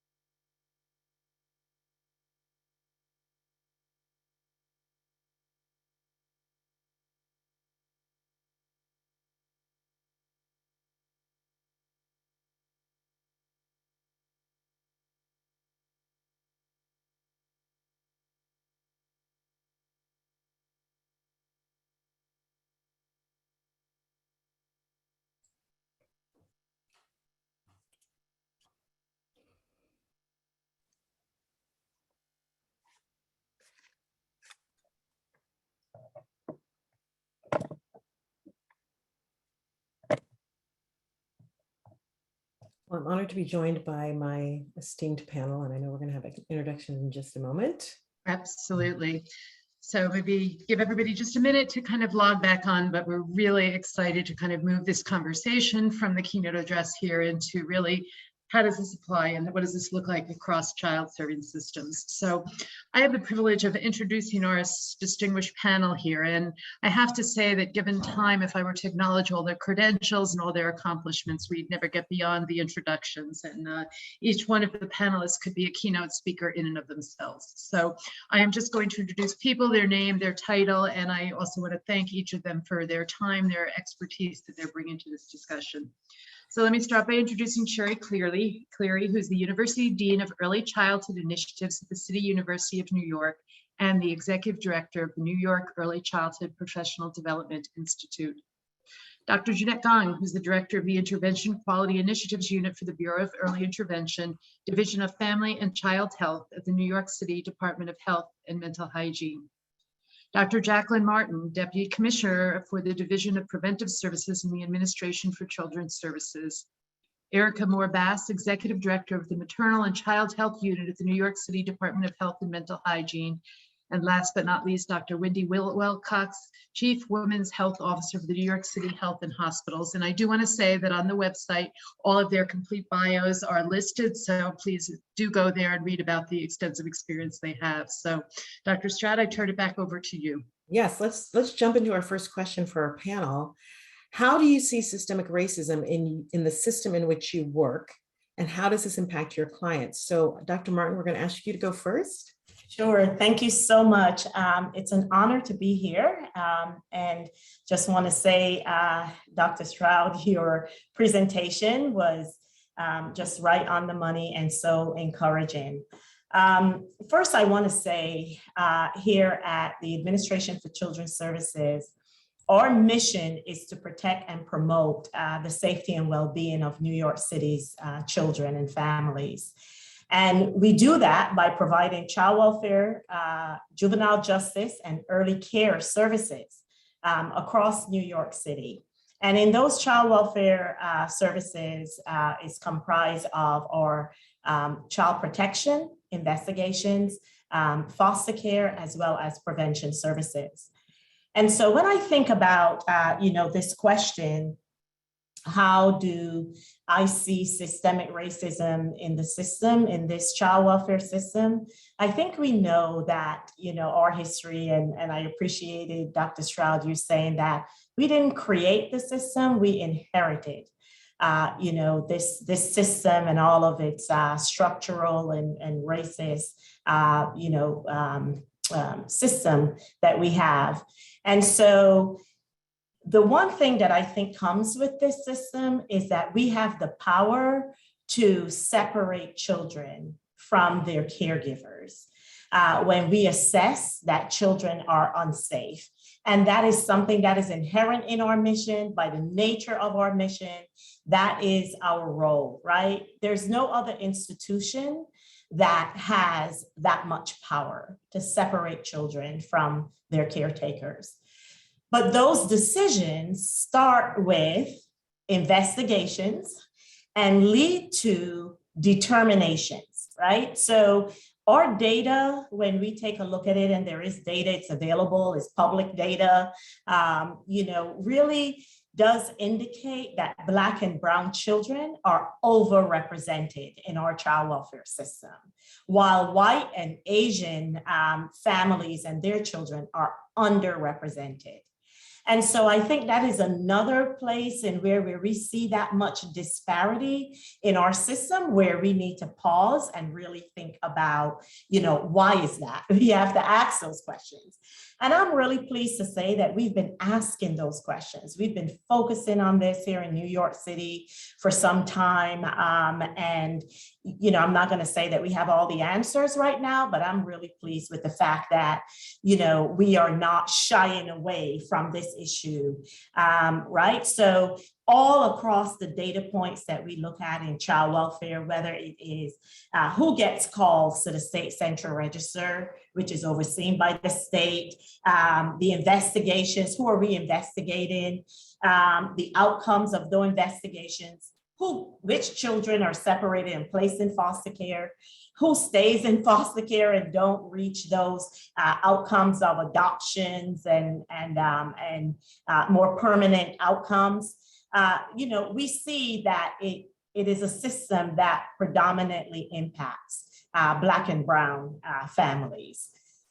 So what are some of those impacts? And Dr. Stroud, I think you talked about this, right? The complexities of Black and Brown parenting, this notion of, culture, and how are we thinking about our interactions? Every interaction that we have with families, how are we thinking about it? In New York City, not all communities feed our child welfare system, but there are some that have generationally fed our system. And so, interestingly, if you talk to members of those communities, they'll talk about catching an ACS case. That just shows, I think, or the nature in which we are gatekeeping, but also I think the way in which, these Black and Brown communities really think about the system.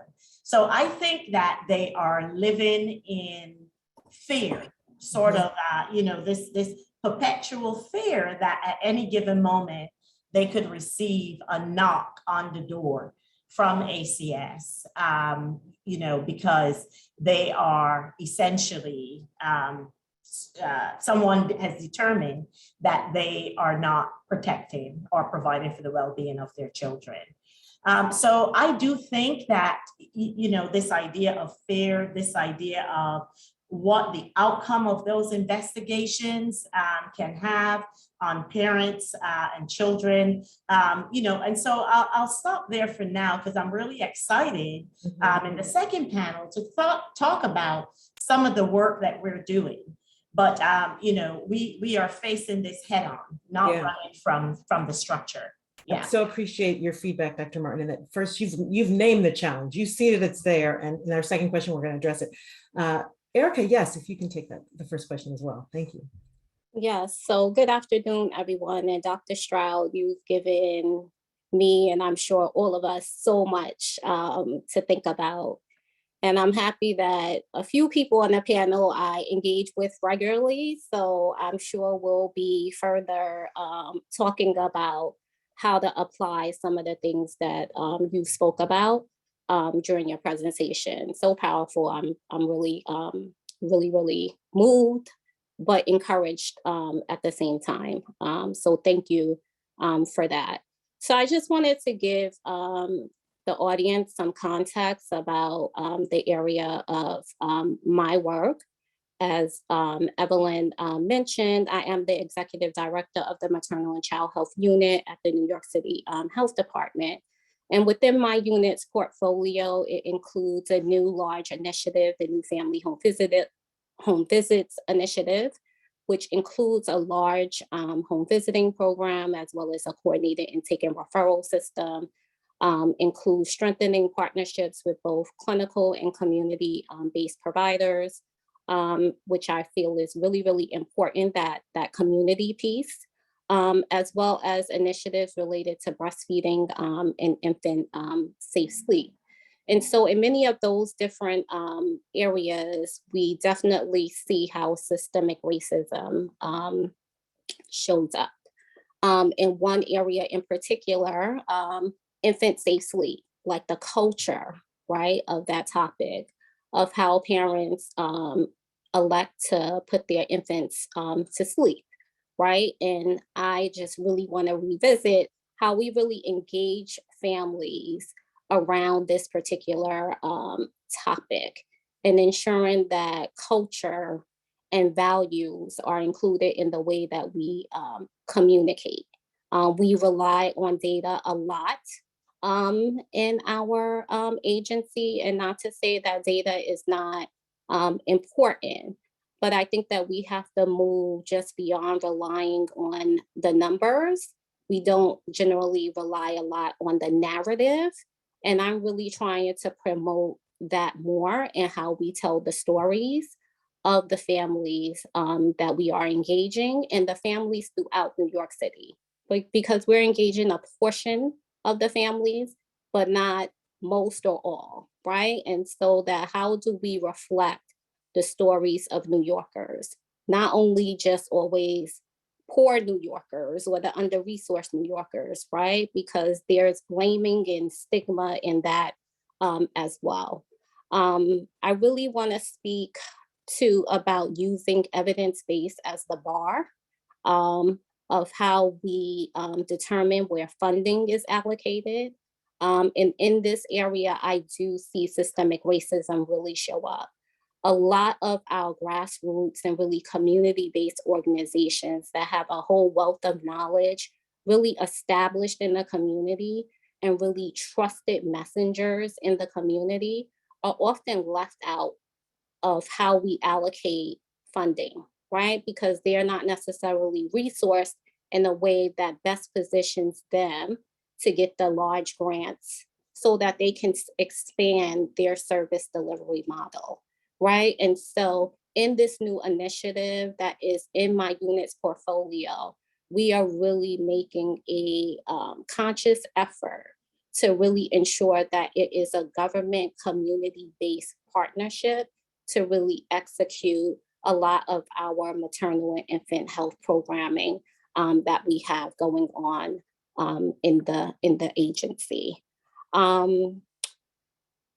And I'm just gonna leave it, I'm gonna leave it there for now until we move into the next area. But you've given me a lot of things to really think about and really ensuring that culture is included, ensuring that we understand how funding is being allocated, that we understand who the trusted messengers are in the community and that we trust them to really know what's best for their community.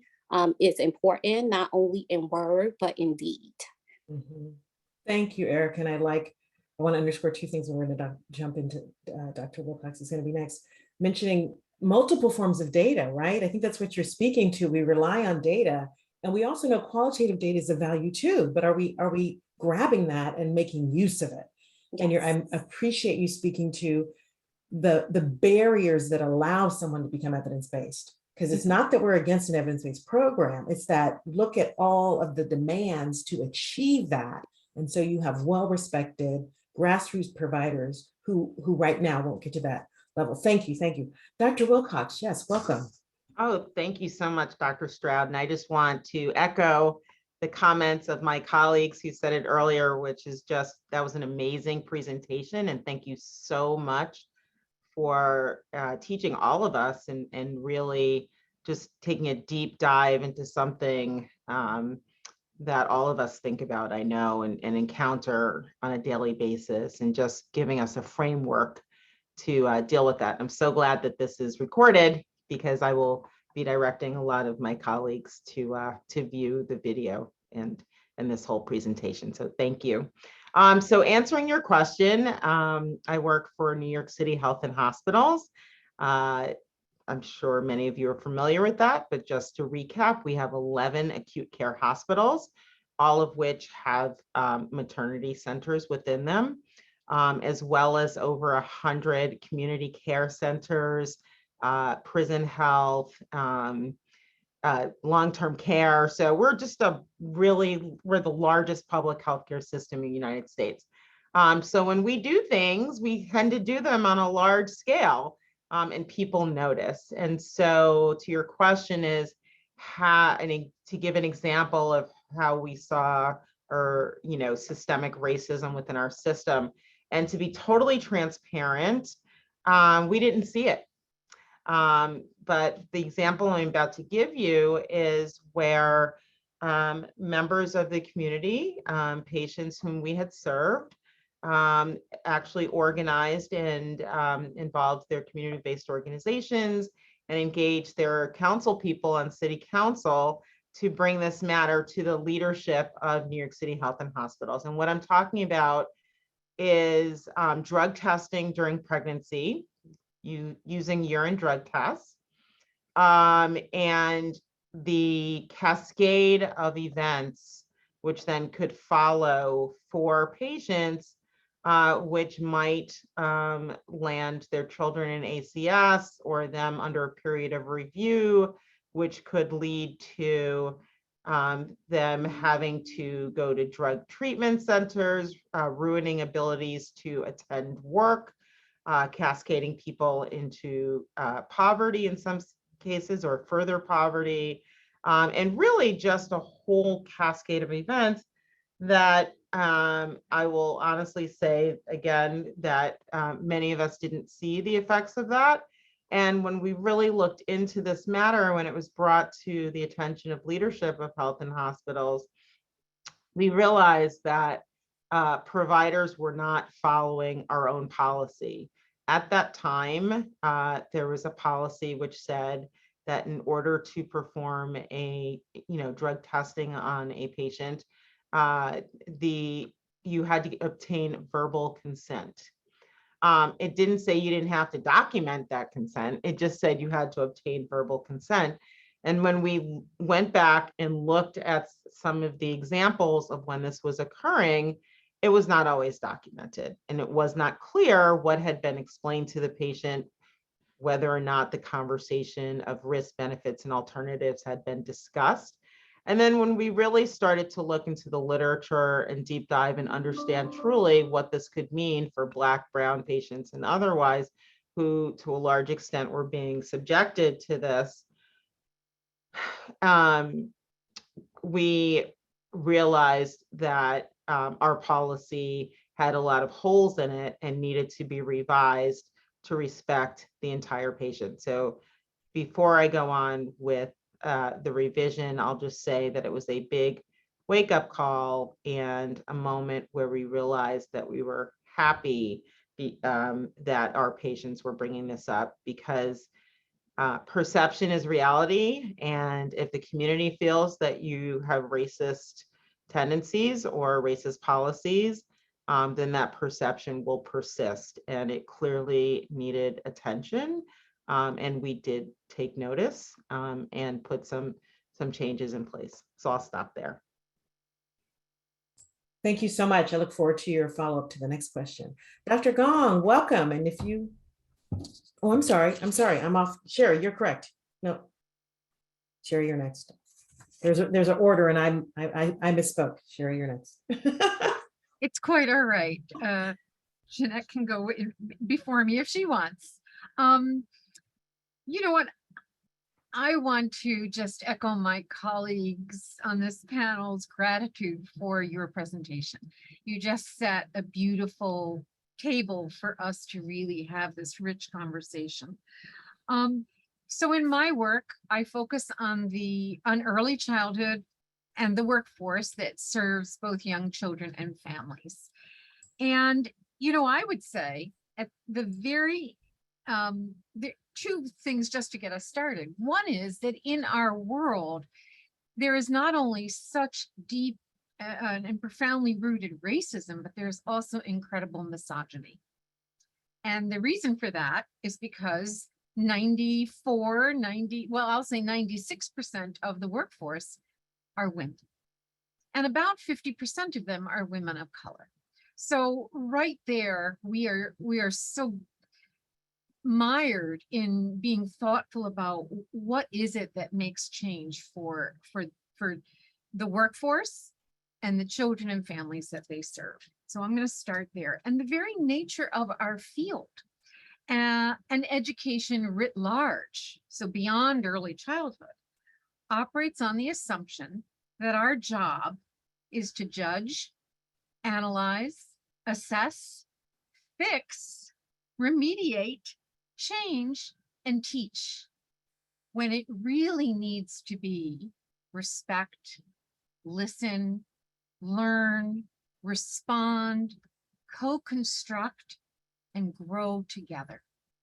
And so fundamentally, we need to shift our whole culture of our work. And so to answer the question of, how does systemic racism fit in? Well, it's everything. It's essentially everything. And what I would say is that, so there's that.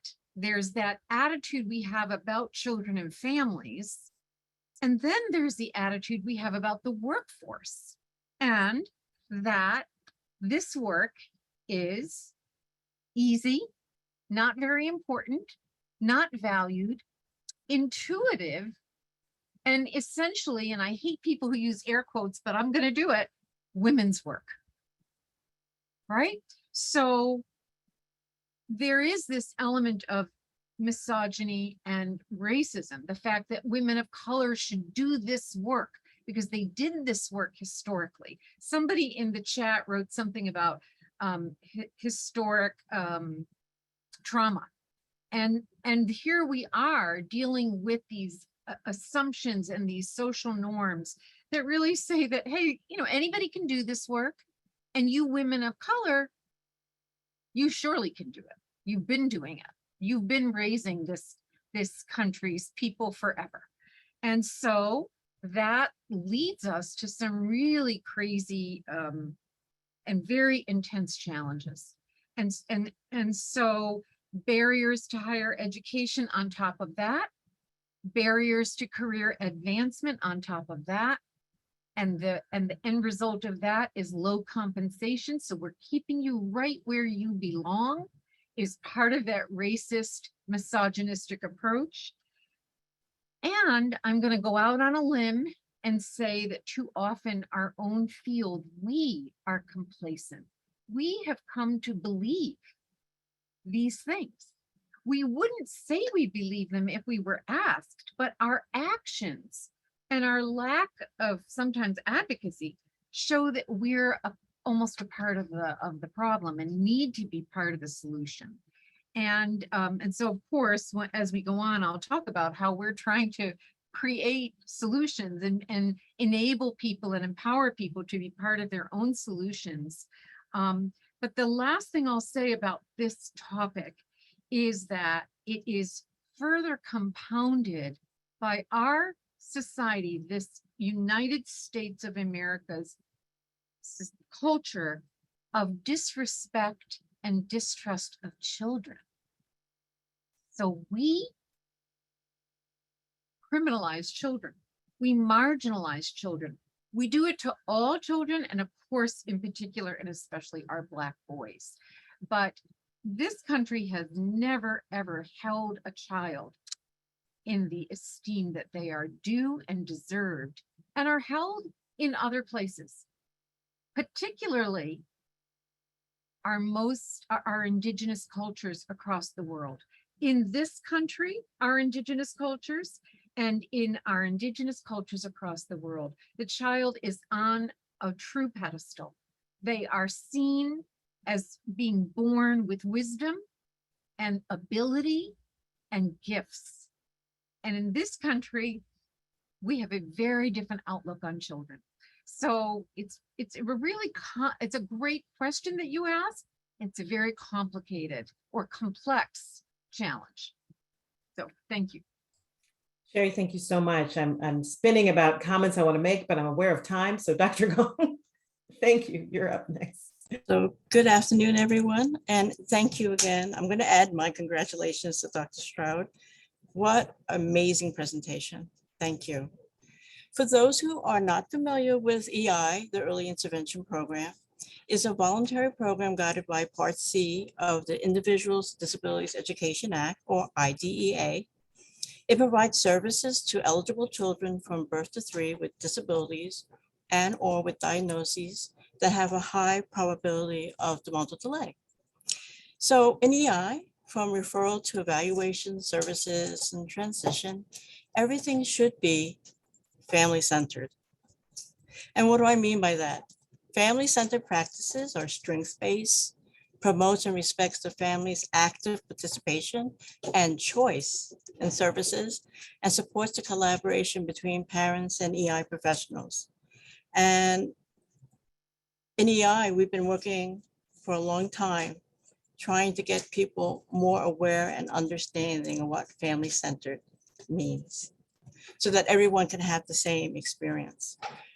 Based on research in EI, a third of children who receive EI services no longer require special education by the time they leave the program at 3. But if children still require special education services, when they transition, they probably need them at a lower level of intensity of services than if they were in an EI. Also, early childhood brain research tells us that birth to 3 is a critical period for development, especially social emotional. Therefore, we want to make sure that all children are identified as early as possible. Based on New York City data from 2019, I'm going to talk a little bit about data today. Black families refer less to EI compared to the average rate of referral to the program across races. Black families also tend to leave the program before an evaluation is actually conducted to determine eligibility. This impacts health equity and access to EI services for this population. But you know what? New York City is not alone. It's also a national issue. The probability of a child being identified as having a delay and using EI services is different depending on their race and ethnicity. Black children are 78% less likely to receive EI services than white children. In addition, Black children get identified much later, probably at school age. In New York City, this difference is not as stark. In New York City, we expect approximately 21% of our referrals to come from this population. However, only 18% does. The 21% is based on the population of Black children birth to 3 years old residing in New York City. So what do we wanted to find out what are the drivers for this? So New York City conducted a focus group with Black parents that live in Manhattan and Brooklyn neighborhoods where the rate of referral was below the city average to discuss the drivers of these referral trends. And what did we learn? We learned a lot. Doctors and childcare professionals, family members such as grandmothers, and other parents that are close friends have the most influence when it comes to making health decisions. And that's key. Parents and caregivers reported persistent concerns regarding their interaction with their child's doctor, indicating that the concerns are often dismissed and ignored, and Black parents have to repeatedly advocate for their children before they're taken seriously. Some parents didn't know about the EI program or had misperceptions about the program, especially around confidentiality and immigration and so forth. Denial, guilt, and fear of judgment were roadblocks to referral to early intervention. Community stigma against mental health and disabilities were also reasons why parents distanced themselves from their family and friends. This is a hard situation because often support from one's family is an important resource when someone's going through a difficult time. The lack of respect from some early intervention service providers, including case managers, what we call service coordinators in EI, and their therapists. For example, some parents reported that white therapists were overly concerned about where the family lived and frequently did not show up when scheduled. Black parents understood that when therapists said that they would not come to their neighborhood because of, I'll use quotes too, bad parking, the parents understood that to be a euphemism for dangerous neighborhood. For parents, it really was not essential for the therapist to be the same race or ethnicity.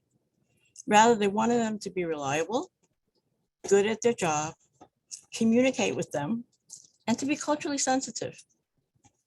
So based on this feedback that we got from parents in this focus group, New York City EI partnered with Hunter College's Sylvan School of Social Work to create the Service Coordination Professional Development Institute that provides free training on family-centered best practices, engaging families, connecting families using culturally relevant service coordination, empowering families and caregivers, and advanced service coordination supervision.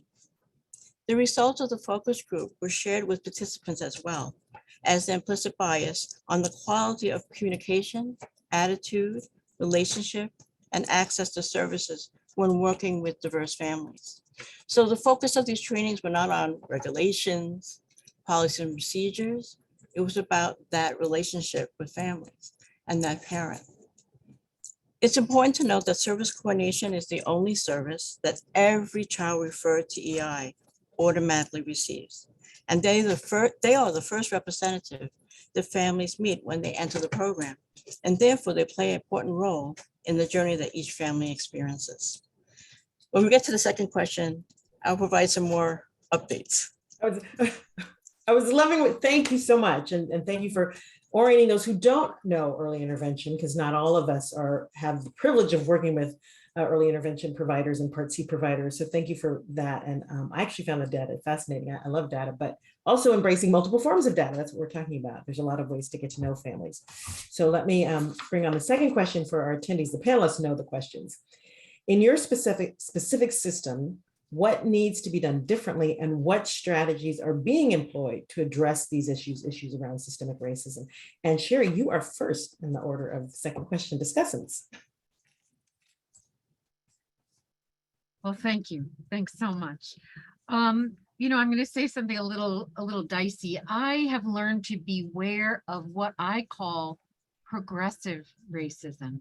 People who think that they are progressives and really want to do the right thing for people of color and then make excuses for people of color. And the people of color don't need anybody to make excuses for them. And the perfect example of this is we, in my work very, very hard to provide access to higher education for people of color who want to career advance. And people often say, oh, you shouldn't make these women have to go to college. They're wonderful teachers as they are. But what our data shows, because we have very, very aggressive opportunities for people to come back to college while they're working with full scholarships, lo and behold, they come, we stand by them the entire every step of the way. They finish, they excel, and they career advance. And the reason I say that you have to stay with them every step of the way is just because we believe in them doesn't mean the whole world believes in them. And the minute they get into the systems that are out there, they start to experience these very systemic things that cause people to go away. And one could argue whether people want them to go away or whether they just end up making them want to go away. Neither, it's not okay. So really taking very, very specific steps to give people access, but not just access to excellence and access to success. We will ensure that you will succeed as long as you want to, because that's how this works. I think that we have many different approaches, and so that's one of them. Another is we have a research network, and we have spent the last year and a half really being thoughtful about the very questions you raised, Dr. Stroud, about research. Who's doing the research? Who's researching who? How do they research? Where did the questions come from? How do we all together center the people that typically were researched in to do the research, to ask the questions, to participate in the way the research happens? Otherwise, we would counter that the research that we had isn't really very relevant and is not helpful, and especially in our work, because our research is designed to impact, influence, and change policy. So if you want to change something, you have to really empower the people who are going to be affected. Another way that we do this is we run the state's quality rating and improvement system. And sometimes this gets people a little bit nervous because we rate people, but we rate people. Well, actually, we don't rate people. We rate programs, and we rate them. But most importantly, we then defer to the program leaders and educators to determine how they will improve, how they want to improve for children. And as they create a plan and prioritize that plan, we fund the plan. And so we are empowering people to make the difference that they always intended to make, but our society doesn't fund them well enough to make the changes. So we operate on the assumption that every person that works with young children surely intends to do their best work every single day. But they come to work and they're saddled, and I think you used that word, or somebody used that word today, they're saddled with this, with all these weights that create obstacles for them to do their best work. And what Quality Stars really stands for is to shift that flip the script and to change the paradigm. And of course, Quality Stars was designed to, from an equity lens, I was going to say level the playing field, but I would be more comfortable saying operating from an equity lens, because people who can afford high quality have it. But why would we make whether your child is exposed to high quality a figment of your ability to pay? And so quality rating and improvement systems historically were designed to level the playing field, to create more equity. But I think what's happening in New York's initiative is that because we've centered the power so strongly in the educator's lap, in the provider's lap, it makes for a very equity-driven kind of approach. And then we are very committed and dedicated to using tools that get at empowering children, honoring them for who they are, and honoring their diversities as assets, not deficits. But looking at children and all of their gifts and really elevating the discussion about dimensions of diversity. We would be in deep trouble if everybody was alike. We desperately, in order to survive in a society, need diversity, all kinds of dimensions of diversity. And so we are piloting tools. We're working with Yale and a new tool that Walter Gilliam has designed that gets at how do we maximize who the child really is, and how do we help teachers honor the diversity of the children they serve. So I'll stop there. Yeah, thank you, Sherry. It's fascinating. I have a long list, but We're I'll at a stop tight there. time frame, and what I really do love about part of your story is you're attacking the barriers. So rather than looking at people who are challenged, you're really dismantling some of the barriers to success. So congratulations in that. Dr. Wilcox, you are next on our panel for this question. Thank you so much for calling on me, because I'm chomping at the bit to talk about this part of the question.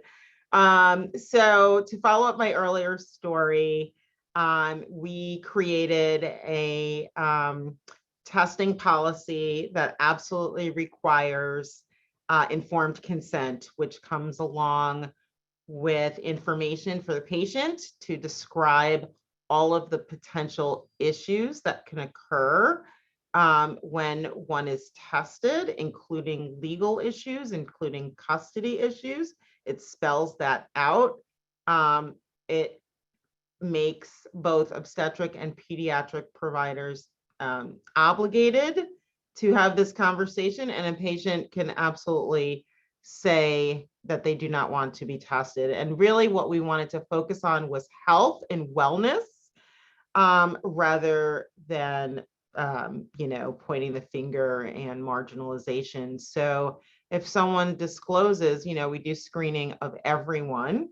And if someone discloses that they are using drugs or alcohol of any kind, then the goal is to get them to a treatment. And if someone is telling you that they're using, why on earth would you need to do a test? But I also want to talk about how we are viewing children and wellness of children and prevention of trauma. And that I'm an obstetrician gynecologist by training, over 30 years. And we in health and hospitals have taken a novel approach in looking at how do we integrate care. So how do we prevent entry of additional people into, air quotes again, special populations, right? Preventing that secondary trauma. And it starts with the health of the mother. It starts during pregnancy. So if you can assure someone's health and wellness, mental health and wellness, along with physical health and wellness, and equip them with the support networks necessary for them to engage in healthy relationships and healthy parenting, with all of the caveats that we've already discussed, being culturally and racially humble enough to listen to the patient and have them tell you what they need, then in many ways we can enhance the growth and well-being of the child, and prevent that secondary trauma. So our pilot program is called 321 Impact. It involves integrated care of women's health, behavioral health, and pediatrics. Given the success of our pilot, which was only at 3 of our sites, we're looking to expand. And some of that expansion is putting more behavioral health supports within women's health. But it's all with the goal of enhancing the cognitive and developmental abilities of children. The original pilot was up to 3 years old. And now we're looking at actually expanding it up to 5. But all of this is integrated together. And I know this is a talk about children, but you can't have a talk about children without talking about their family, and moms. So I'll leave it at that. Thank you, Dr. Wilcox. And I appreciate, yes, because maternal health is so very important. Mental Health Month, maternal mental health, and healthy mamas produce healthy babies. Dr. Gong, you already know you're up next and you get to follow up on your earlier discussion. Thank you. Okay, thank you. First, I want to share that on October 18th, 2021, the New York Board of Health officially recognized the impact of racism on health and voted to pass a resolution that racism is a public health crisis. This reiterated the mission of New York City Department of Health and Mental Hygiene to protect the health, I'm going to quote this, to protect the health of all New Yorkers and its vision as a city where all New Yorkers can realize their full health potential, regardless of who they are, where they're from, or where they live. One important priority of this resolution is to perform an anti-racist review of the New York City Health Code to identify any existing provisions that support systemic and structural racism and bias, and recommend new provisions to dismantle systematic and structural racism and bias. So I want to share that because that's something that guides many of the projects that we do here at DOHMH with my colleagues and the Bureau of Early Intervention.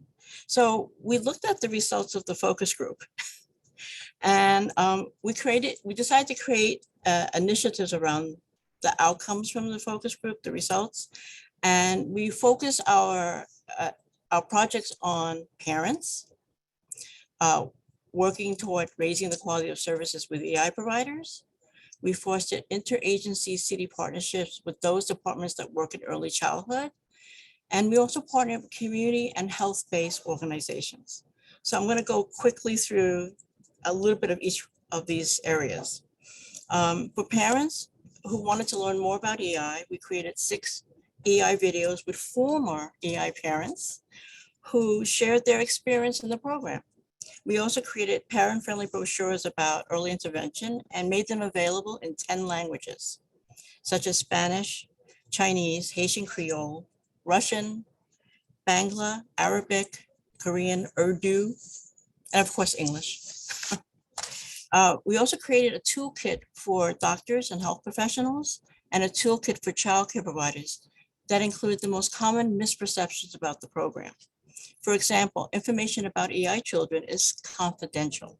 Unless parents sign a release of information for their pediatrician or their childcare provider, no information about the child can be shared. This is also true when children transition to special education services in the Department of Education. But that's a common misperception in the community. In addition, the Bureau has the only EI parent text messaging program in the country that provides information about early intervention, local community resources, and milestones based on the date of the birth of the child and where the family is in the process. So the texting program we now have is in both English and Spanish. And it was especially helpful during COVID pandemic because we were able to provide links to vaccination locations and to Q&A sessions with a pediatrician to address parents' concerns. Our outreach unit also created and now gives remote parent presentations about early intervention in the evenings and on weekends. During these presentations, we provide access to these brochures and EI videos, and we also give information about who families can contact if they run into problems in the program, such as our Consumer Affairs unit. These presentations also include a lively question and answer sessions that parents find especially helpful. In terms of partnerships with other city agencies, the New York City Bureau of Intervention has entered into a data sharing relationship with the Administration for Children's Services to provide ACS staff information about where foster care children are in the EI process in order to facilitate communication and coordination between these two programs. Developmental screenings by pediatricians and childcare programs support the identification of children earlier rather than later, and is considered best practice by AAP and the CDC. So recently, BEI created a professional development training for family childcare programs under the Department of Education. So this training discusses the importance of screenings, how to provide feedback to parents using a trauma-informed approach, how to explain resources like EI and Community for Preschool Special Ed to parents, how to support parents in making referrals if they decide they want to do that, and how to facilitate inclusion in childcare programs. So we're trying to cover all the aspects. In terms of raising the quality of EI services and workforce capacity, BEI recently is participating on a New York State Workforce Capacity Task Force. And they recently released in January 2022, the competency areas for delivery of evidence-based evaluation and services in New York early intervention. Because of time, I'm not going to go over the competencies, but if anyone's interested in learning about those competencies, they can contact me at jgong@health.nyc.gov. Yeah, one more time, Jeanette, say that again, because I think people would be very interested in the competencies. Can you just tell them how to reach you? Jgong at health.nyc.gov. Thank you, because I've seen some providers that I know leaving messages, and that's something that I don't know that other states are doing. So thank you for sharing.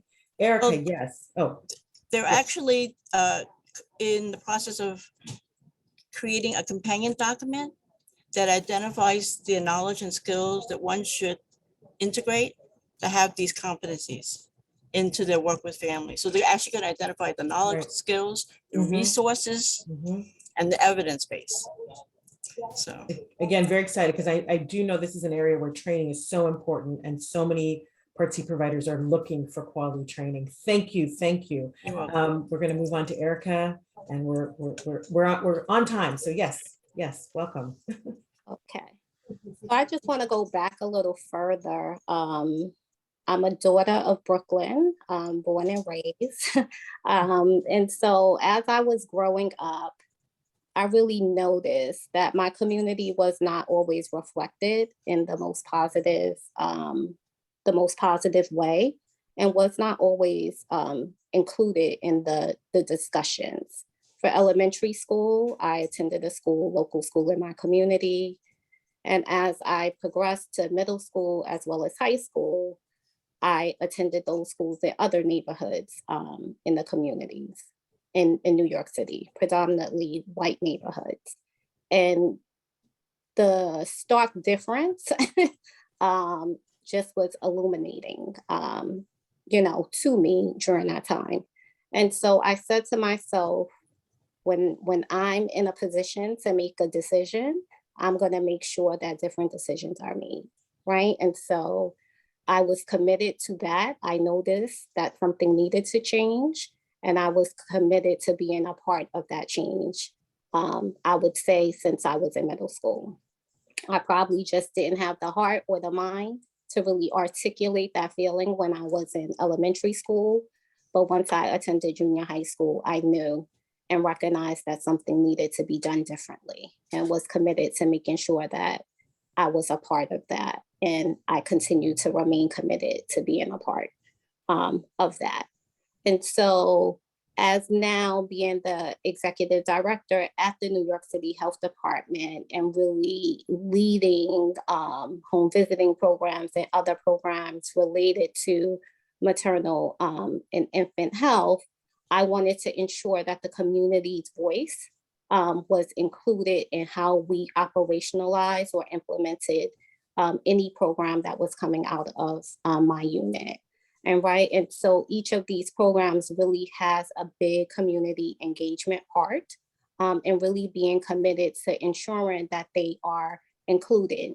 And that includes sharing documents, that includes hosting listening sessions to really be in tune with what the community sees as what they need and desire to be included in the programming that we are going to operationalize. I also think that imaging is really, really important, right? And to ensure that families that we are going to be providing services to are included in the materials that we are disseminating in the community, and that they are culturally sensitive. Like, we do a lot of breastfeeding work, and some of our materials were showing the breast, right? And so one of the communities came back to us and said, for us, we need more modesty, right? And we support breastfeeding, but we can't have these materials in our waiting room, right? And we had to take that in, assess that, be sensitive to that, and then revise the picture that was on the front of that particular brochure. And so you have to be willing to listen. You have to be willing to pivot when necessary to ensure that you are going to be connected and gain the understanding and the trust from that particular community. And so the programming coming out of my unit, we really, really try to do that. I also think it's important that we have staff that reflect the communities that we're going to be in, right? And so as it relates to recruiting practices, as our civil service and, my fellow city colleagues understand what that means, but we try to recruit from the communities that we're going to be in, because it's important for people to see people that look like you, that speak your same language, right? And that has also influenced the way that we deliver services as well. We have established some partnerships with our DHS colleagues, Department of Homeless Services, as well as our public housing colleagues, to really look for recruitment pathways of public housing residents or residents living in shelter to become employed with the agency. And so we're really trying to build that out, because we want to contribute to the economic stability as well in the community, right?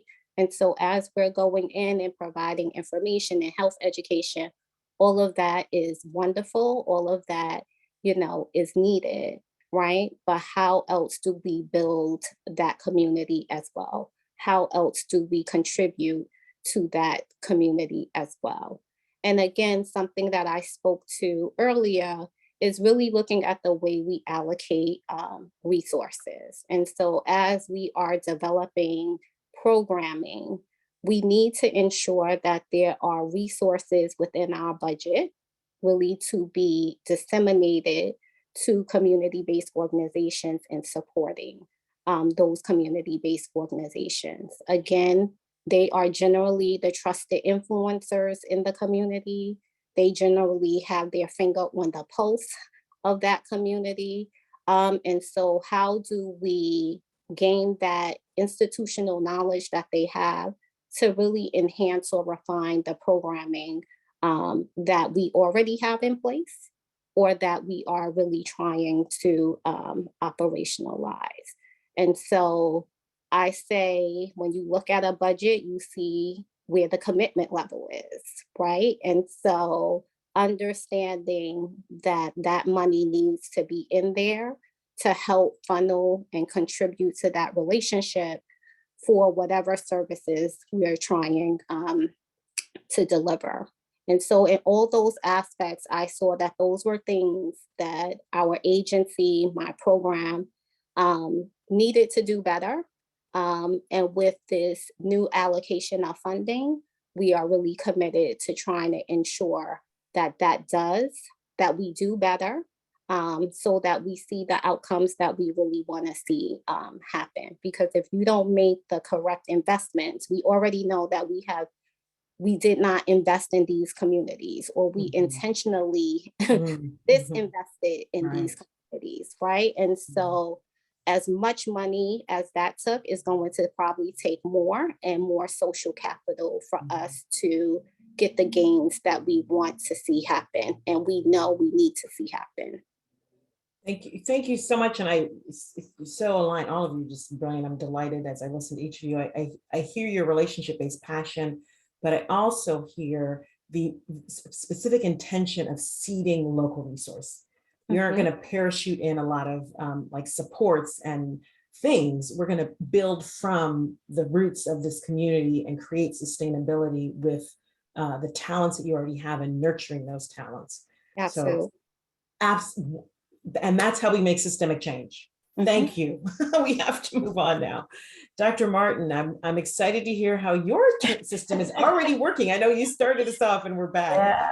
Yeah, we're already doing so much of the work, and I appreciate my colleagues really lifting up the importance of collaboration and cross systems, focus in our work. We always say in child welfare that we can't do it by ourselves, even though our mission is to protect children. We recognize that there are other systems that our families also engage with. The other thing that I want to say, because I want to really level set the sort of like the expectations, this is centuries in the making.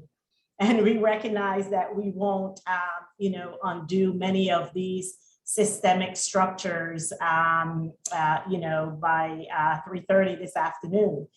But we do agree that, rethinking how we think about families and children and the communities in which they live in is really critical, right? So this sort of having a presence of mind, not ignoring or denying the complex history of child welfare, and like I said earlier, as the gatekeepers and with the power that we have, we can choose to sort of shift that power, right? And so a lot of the things that we are invested in that we think are important is what so many of you have said. So important to really think about engaging around and implementing and supporting the voices of the parents and children. In our conferencing model, there's a saying, nothing about me without me. And I think, how do we lift that up and bring it to the work that we're really trying to do means that we are looking at and investing in opportunities where we hear, from parents and children, and start with, what do you need? Starting with that sort of, emphasis on noble intent. That in fact, what parents want to do is to protect their children, and they also want to see them succeed. So when we talk about, removing children, we have to think about the impact of separating a child, a 0 to 3-year-old, from their parent. And so really excited about some of the work that's going on where we're at the table. For example, the Strong Starts initiative, we're engaging in that type of work because we know that any sort of separation, no matter how old that child is, has it produces a traumatic experience for that child as well as the parent. So we want to be thinking about that, right? Rethinking how we think about decisions that we are legally allowed to make, but we need to consider what the impact is. And so being at the table around initiatives such as Strong Starts, we get the opportunity with our contracted agencies to think through, including not just the contracted agencies, but our court system, right? That makes these decisions, because even though we have the power to remove, it's really in the hands of courts to, determine that that was appropriate and legal and should stay in place. So we're really excited about that. We take advantage of every opportunity that we get to be at the table, to be thought partners with other cross systems. There's a question that I ask myself very often, how are the children? And I've determined that the answer to that question is the children are as well as the adult caregivers in their lives. And so another thing that we are really shifting towards is ensuring that families, parents, caretakers have the access to the resources that they need. So we also engage with our partners about, let's look at access. So ACS is not the front door, or we are not the gatekeepers of many of the services that families need, that parents need to ensure the safety and well-being of their children, right? It's that access. So any opportunity to partner and collaborate to look at what are the barriers to access to those services, such as, EI from, Dr. Gung's perspective, it's like looking at their system, but we're also thinking about how do we get our families to that system sooner rather than later, and how can we partner together to remove any barriers? Because we know that we don't have all of the resources that are needed, but we can play a pretty important part in ensuring that families are guided to the right systems, and that when they get there, they're not going to be met with, access issues. And so we're sort of taking, if you would, sort of a backwards approach to that. We're doing a lot of work, even collaborating on access to childhood mental health services. What does that mean for us and our families? Because we know that oftentimes that is a stressor within the families that could potentially lead to separation. So that work with other city agencies, is really important. We're also looking at how we can reduce unnecessary intrusion into the lives of families. So really partnering, with our state counterparts in terms of, training other mandated reporters. Again, it's important to note that we must investigate those reports that come to us, right? But we also recognize that because of the systemic racism and the racism that exists in other systems, that, we have to have the dialogue about and help others to understand what happens when you report a family to the state central register. So that compounded trauma, the distrust that builds up in families of color, because, it's the doctor, it's the teacher, it's, all these trusted entities. When we talk about, how do we build that trust in community, when they make those reports, we have to investigate.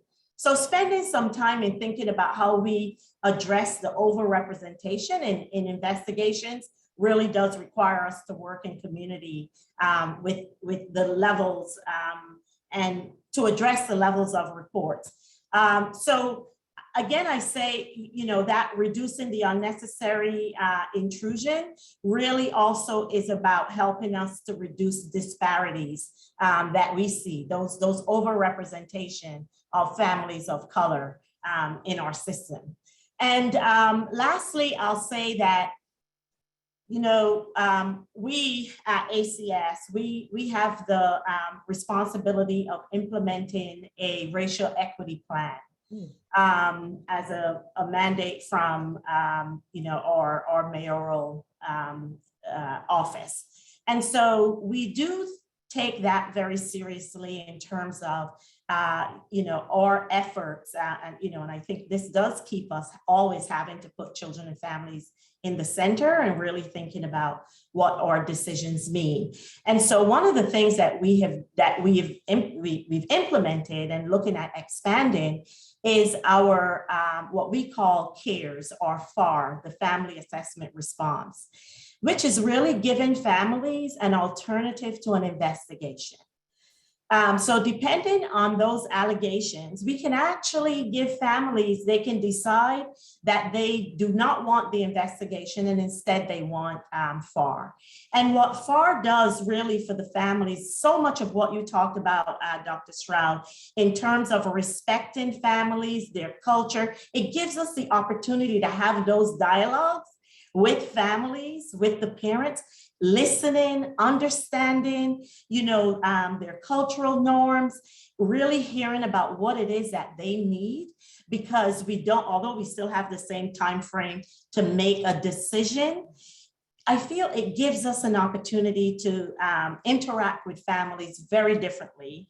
And I really like the fact that so much of what you talked about in terms of, dialoguing with families and helping families and really expressing and hearing what the strengths are is really embedded in that model. And so we are looking at expanding that model, ensuring that it's in every borough, in all of our borough offices, that there are units there where families can actually get the opportunity to engage, no matter what the age of their children, to get to engage with us differently. Well, I'm appreciating your words. I'm appreciating the words of the entire panel.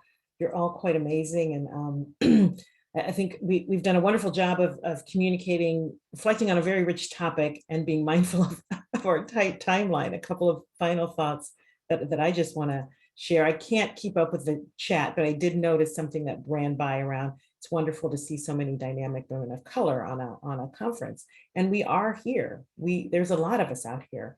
And so my question is, why are you not seeing us on conferences and panels? And you start asking the people who are sending you those conference informations, why am I not seeing people of color speaking at your conference? Because we are to some degree a consumer culture. And I want to comment, Dr. Martin, on something you said. I don't have time to comment on everything everybody said, but this is deconstructing systemic racism. I think of a 2-generation, 3-generation model. I'm very aware of the fact that some of the things I'm trying to impact will not be realized in my lifetime. And I'm old enough to admit that. So sometimes we have to think about what we want to seed for the children of our children, if we have children. And I look back at my family story and think of things that my great-grandparents did so that I could have the position, the opportunity to speak with you today. And as all of you were sharing, again, in my reflection and my excitement, what I feel most passionate to share with you right now is that yesterday on my Instagram story, I already got a whole bunch of people following me, thank you. I posted on my story a quote from Frederick Douglass: I would join anyone to do right and no one to do wrong. I would join any of you ladies to do right. What you are doing is phenomenal. It's inspiring. I feel full. I haven't eaten and I feel full. So not that I haven't eaten like recently, but I feel like I just did, because it's been such a joy. And then lastly, Evelyn, before I turn over to you or let the panel make final comments, I did see someone, how do you contact me? Go to my website. There's a contact button. If you want to reach out to me, just go to my website and send me a message, and that's how you find me. So, Evelyn. Oh, well, first of all, I just want to say, Dr. Stroud, thank you so much. And also thank you so much to the panel. I have to say that I'm walking away from today humbled, thoughtful, reflective, and also just so grateful for all the work that you're doing. And, you know, as you were presenting today, the levels of systemic racism and how we need to address it just permeate everything that we're doing. And it is wonderful to see people being so reflective in the respective systems. And we certainly have our work cut out for us, but we also have some real champions on the front line. So thank you to everybody. So we're a little bit early. If any of the panelists want to make any final comments, we also chatted the evaluation into the chat box, so please fill it out. So I'll just leave it open for a moment if anybody has any closing remarks. Yeah, again, I want to say thank you so much for the invitation to talk about our work in child welfare. I think I want to close by saying that it is so important that all of us really help families, no matter where we encounter them, no matter which door of our systems that they come through, really help the families access the resources that are out there. And so we are committed to spending so much of our time really bringing the knowledge, the information, and even the resources where we allocate resources in communities so that families can have access. And so whether it's working with hospitals such as Montefiore, where we have our group attachment-based intervention program that we bought into child welfare so that families could access that, you know, or whether it's aligning and partnering with other city agencies to access those resources. I think is so critical because access has really been one of the, I don't know if it was purposeful, but one of the outcomes of structural racism for our families of color. And so we can spend a lot of time partnering around how we help our families gain access to so many of the existing resources that are out there, because we know they are. But, you know, we need to make sure we work on that access issue. So thank you so much for the opportunity to talk about child welfare. Thank you. So I just really want to thank everybody. This has really been such a rich and Evelyn, I think Erica wanted to offer. Oh, Erica, I'm sorry. Please go ahead. No, I was just going to say thank you. It was a great opportunity to really be a part of this collective discussion. And although it does seem like systemic racism is still present, and I think that this conversation definitely illuminated that, but we all have the ability to really be a part of the change that we want to see in our lifetime and beyond.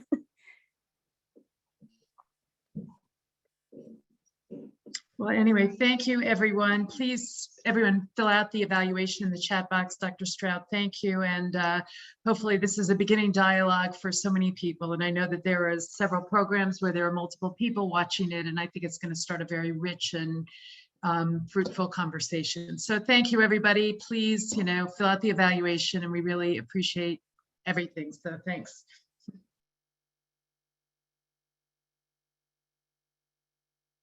Bye-bye.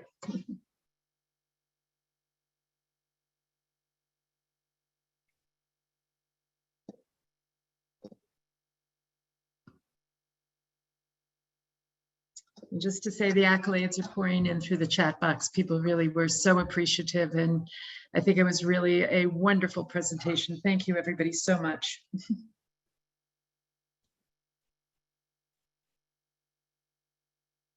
And we will also send out the results of the evaluation to all of you as well, and it'll be posted on the website. So thanks. Thanks for inviting me. So much. Thank you. Nice to meet you all and work with you all. Nice to meet you. Thank you. So thank you to your entire team, Evelyn, and all of your partners. Everyone's been so helpful and supportive in pulling this together. It's been wonderful.